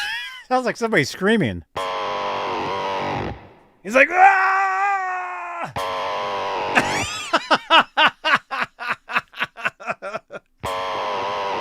Ah! Add delay? Holy shit. Look at this, dudes. Oh no, it just does that one note?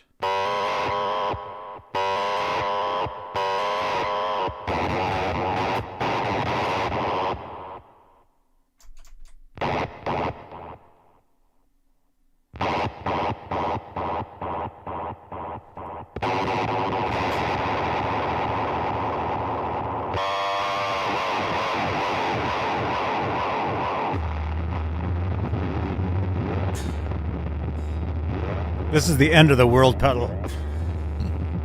Firing up our warp core.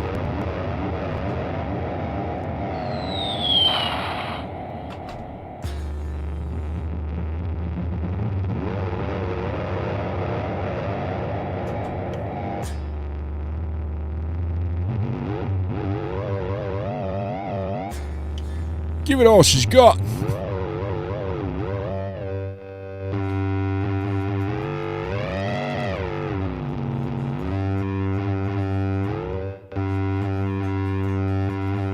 Oh, it's just a one note.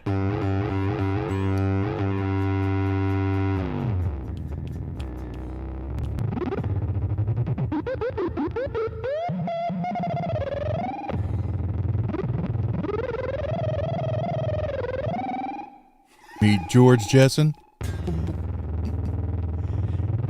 You're fired.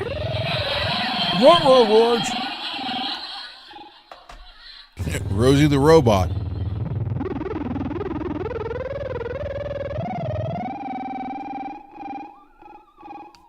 Spacely sprockets.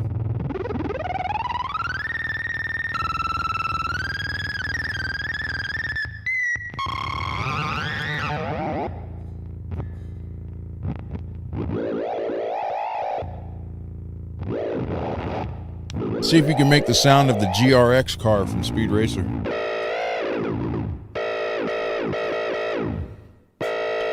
That sounds more like the Melange. The Melange.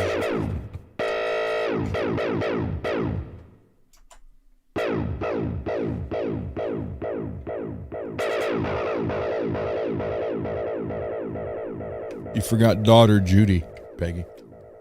By the way, how you doing, Peggy?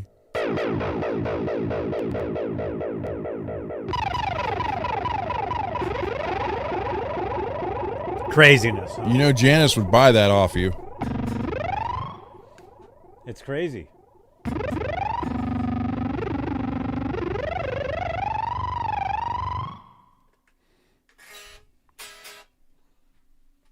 Told you. I got some crazy stuff, man. I had some other really weird stuff that unfortunately I had to sell. I had an Electro Harmonix 70s drum machine, which really didn't sound amazing, but it'd be cool to still have. What else did I have? DOD had a pedal. What was it called? Do you guys know those pedals? What's the DOD one? It's like, what was it called? It was yellow. It was black, but it had yellow writing on it. Do you guys know the pedal I'm talking about? It was a really, really like. It was almost like the. We were talking about Jimmy Page last night, like the Jimmy Page, the blue box. Do you guys know the blue box? The MXR blue box. Mm-mm.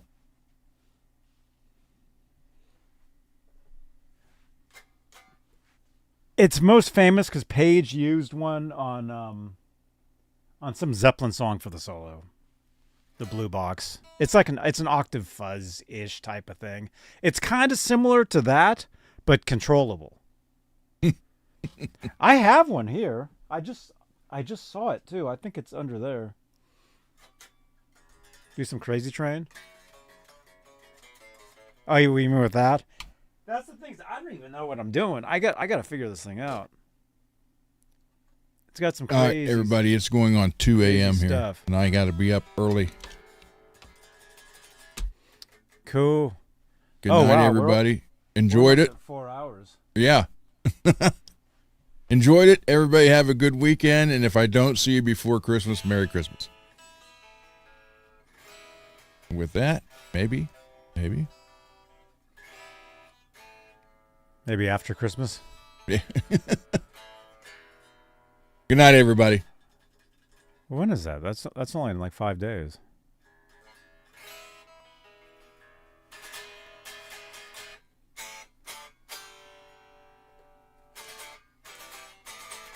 And Happy New Year!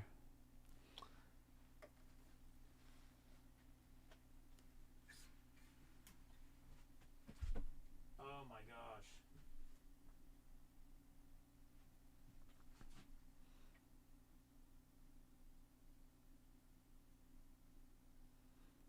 What else do we have that's crazy?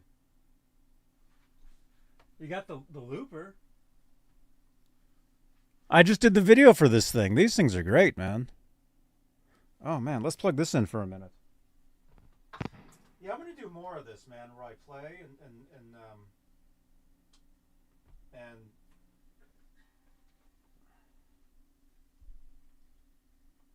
I think. Oh, sorry. That hurt me more than it hurt you guys. Ugh. Doing a New Year's show? Oh yeah, probably. Yeah, every New Year's we're live. I mean, it's no different than what we already do now because we're already live 3-4 hours a day anyway. It used to be weird to be live for that long. Now it's normal. Now it's just normal.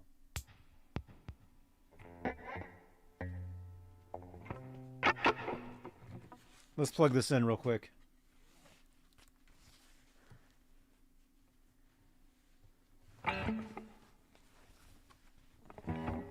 Yeah, no, I'm not doing 6 hours tonight, unfortunately.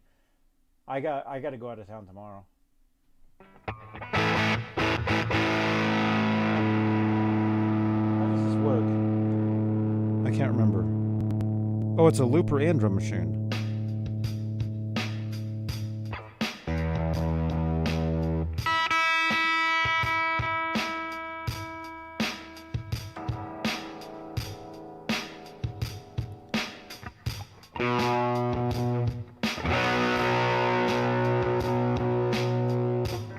Although the drums are going through the distortion, so you can hear that. But...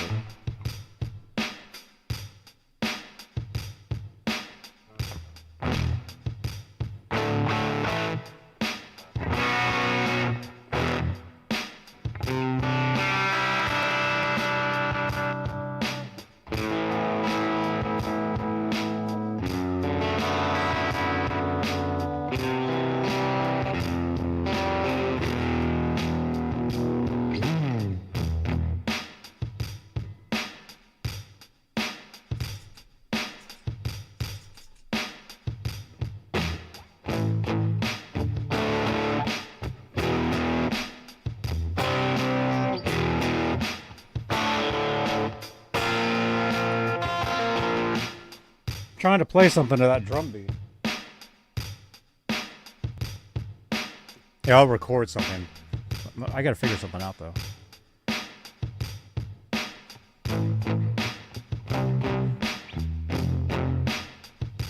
We'll do that.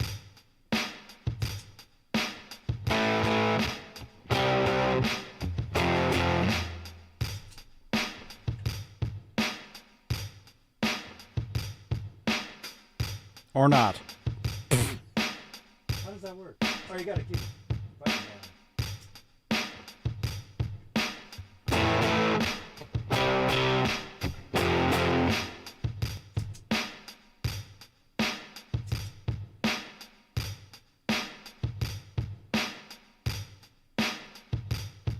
How did this thing work? I can't even think.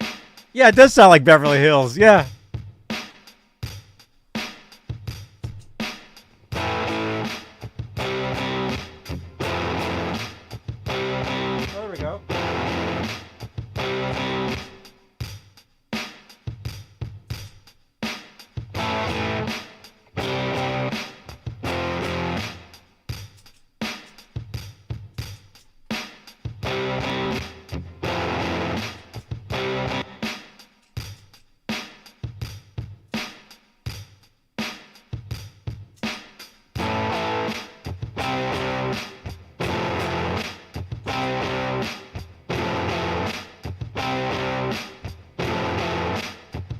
I can't figure it out.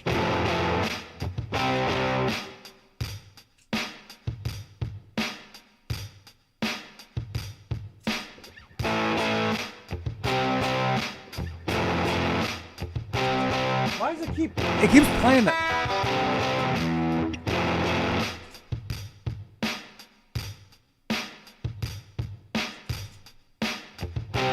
It has a whole thing stuck in there, that's why.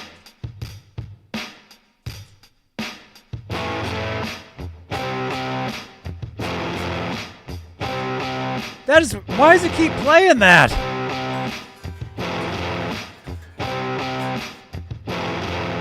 I'm playing two chords.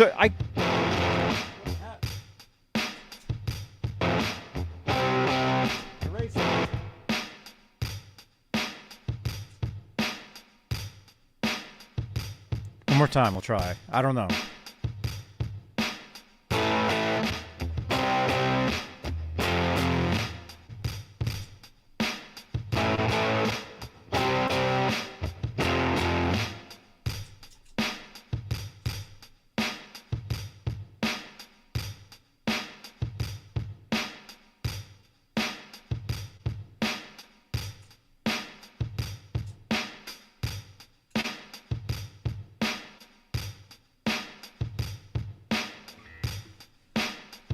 I forgot. Let's unplug it, plug it back in.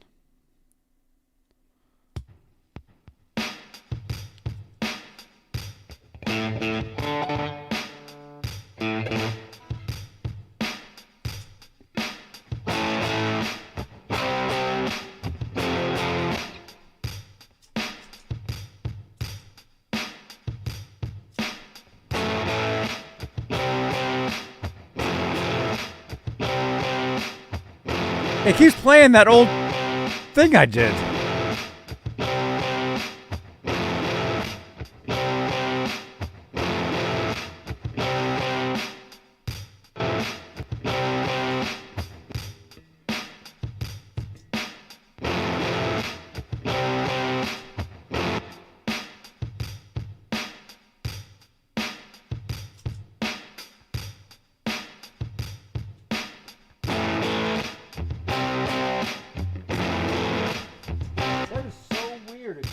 That old thing. It's like triggering it or something. Speed it up. Hold down. Yeah, I thought I was erasing it, but I wish I could just. Well, if I used it as an actual pedal, if I used my foot, that'd make more sense.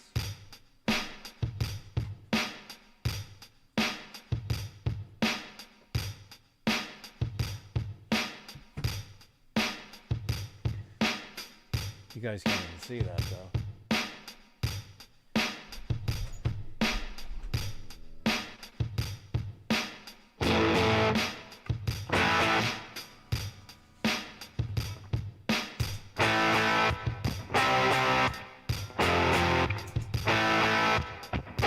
Now it's off tune.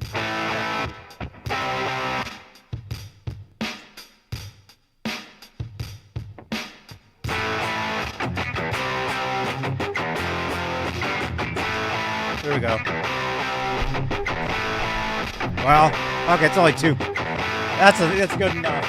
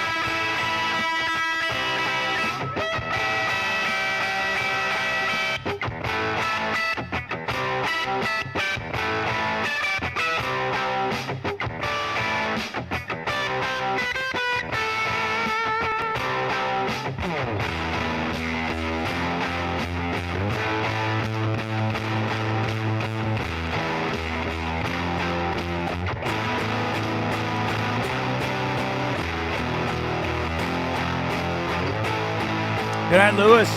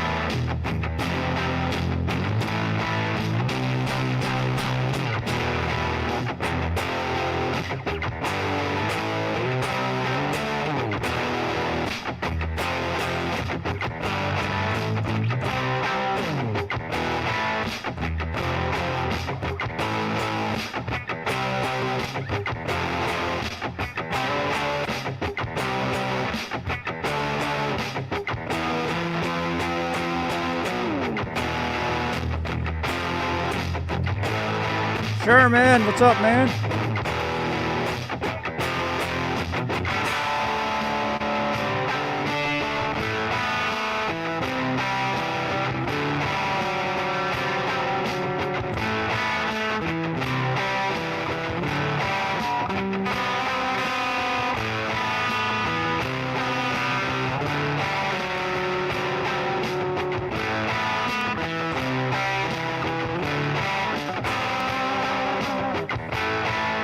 I'm just writing a song with a looper with 2 chords.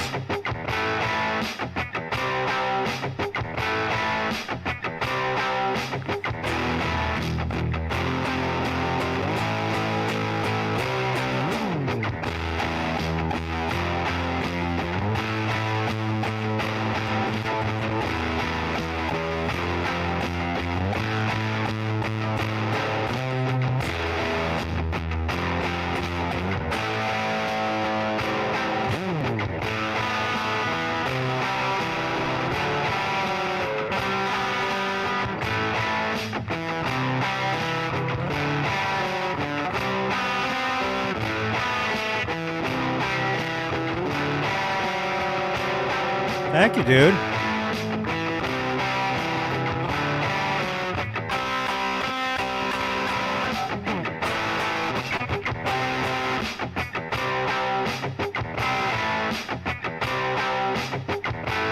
It's just A to C.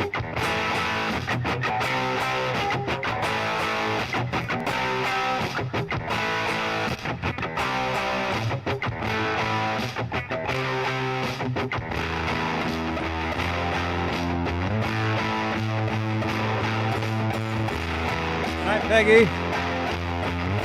I'm just gonna put some of the song down. This is pretty cool. See? Yeah.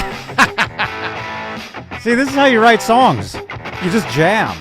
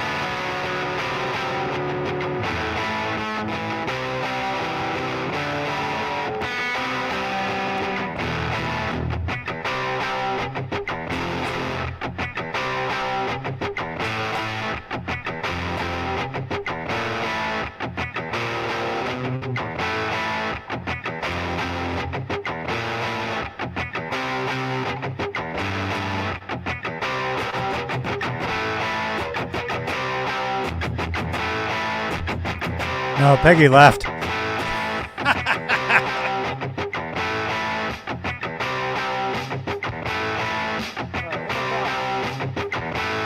Just so we get this down.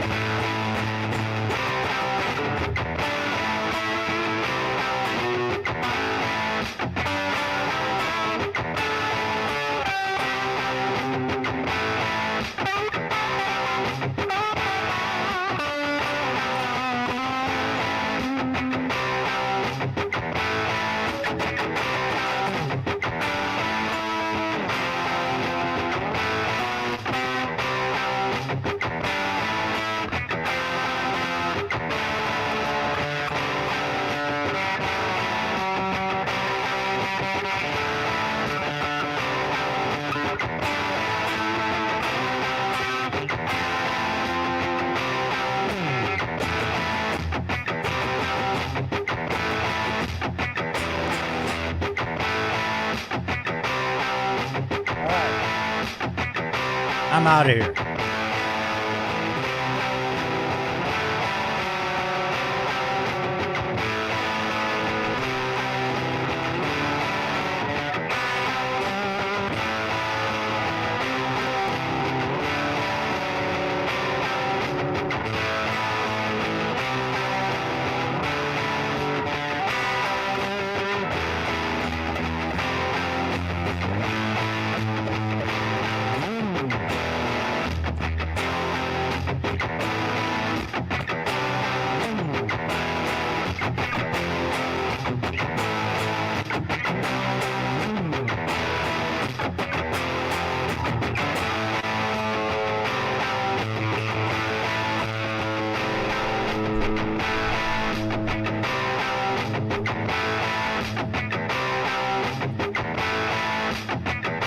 Thank you so much, dudes. I will see you next time.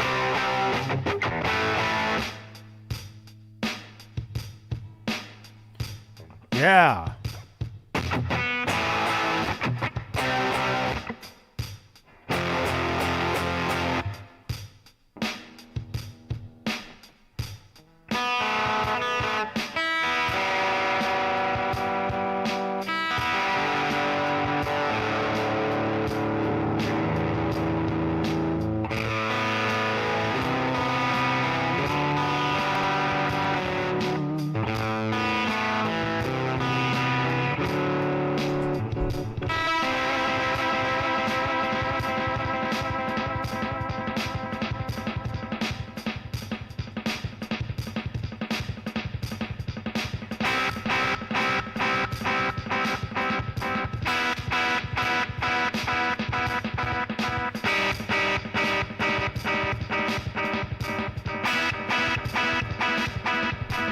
Thank you, channel members. Thank you, guys. Oh my God.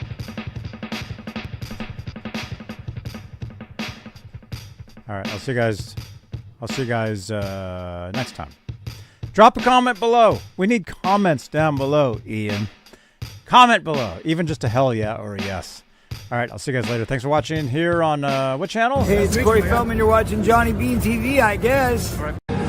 Hey, you're watching Johnny Beane TV, and this is John from Hammer.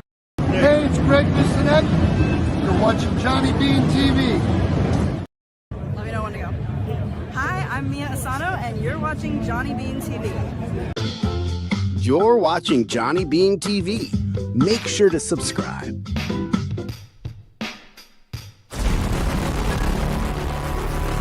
Thank you so much, you guys, for hanging out, watching. I think we wrote a new song. This is cool. Drop your comments below. Click on another video here on YouTube, and I will see you on the next show right here on Johnny Beane TV. Bye-bye.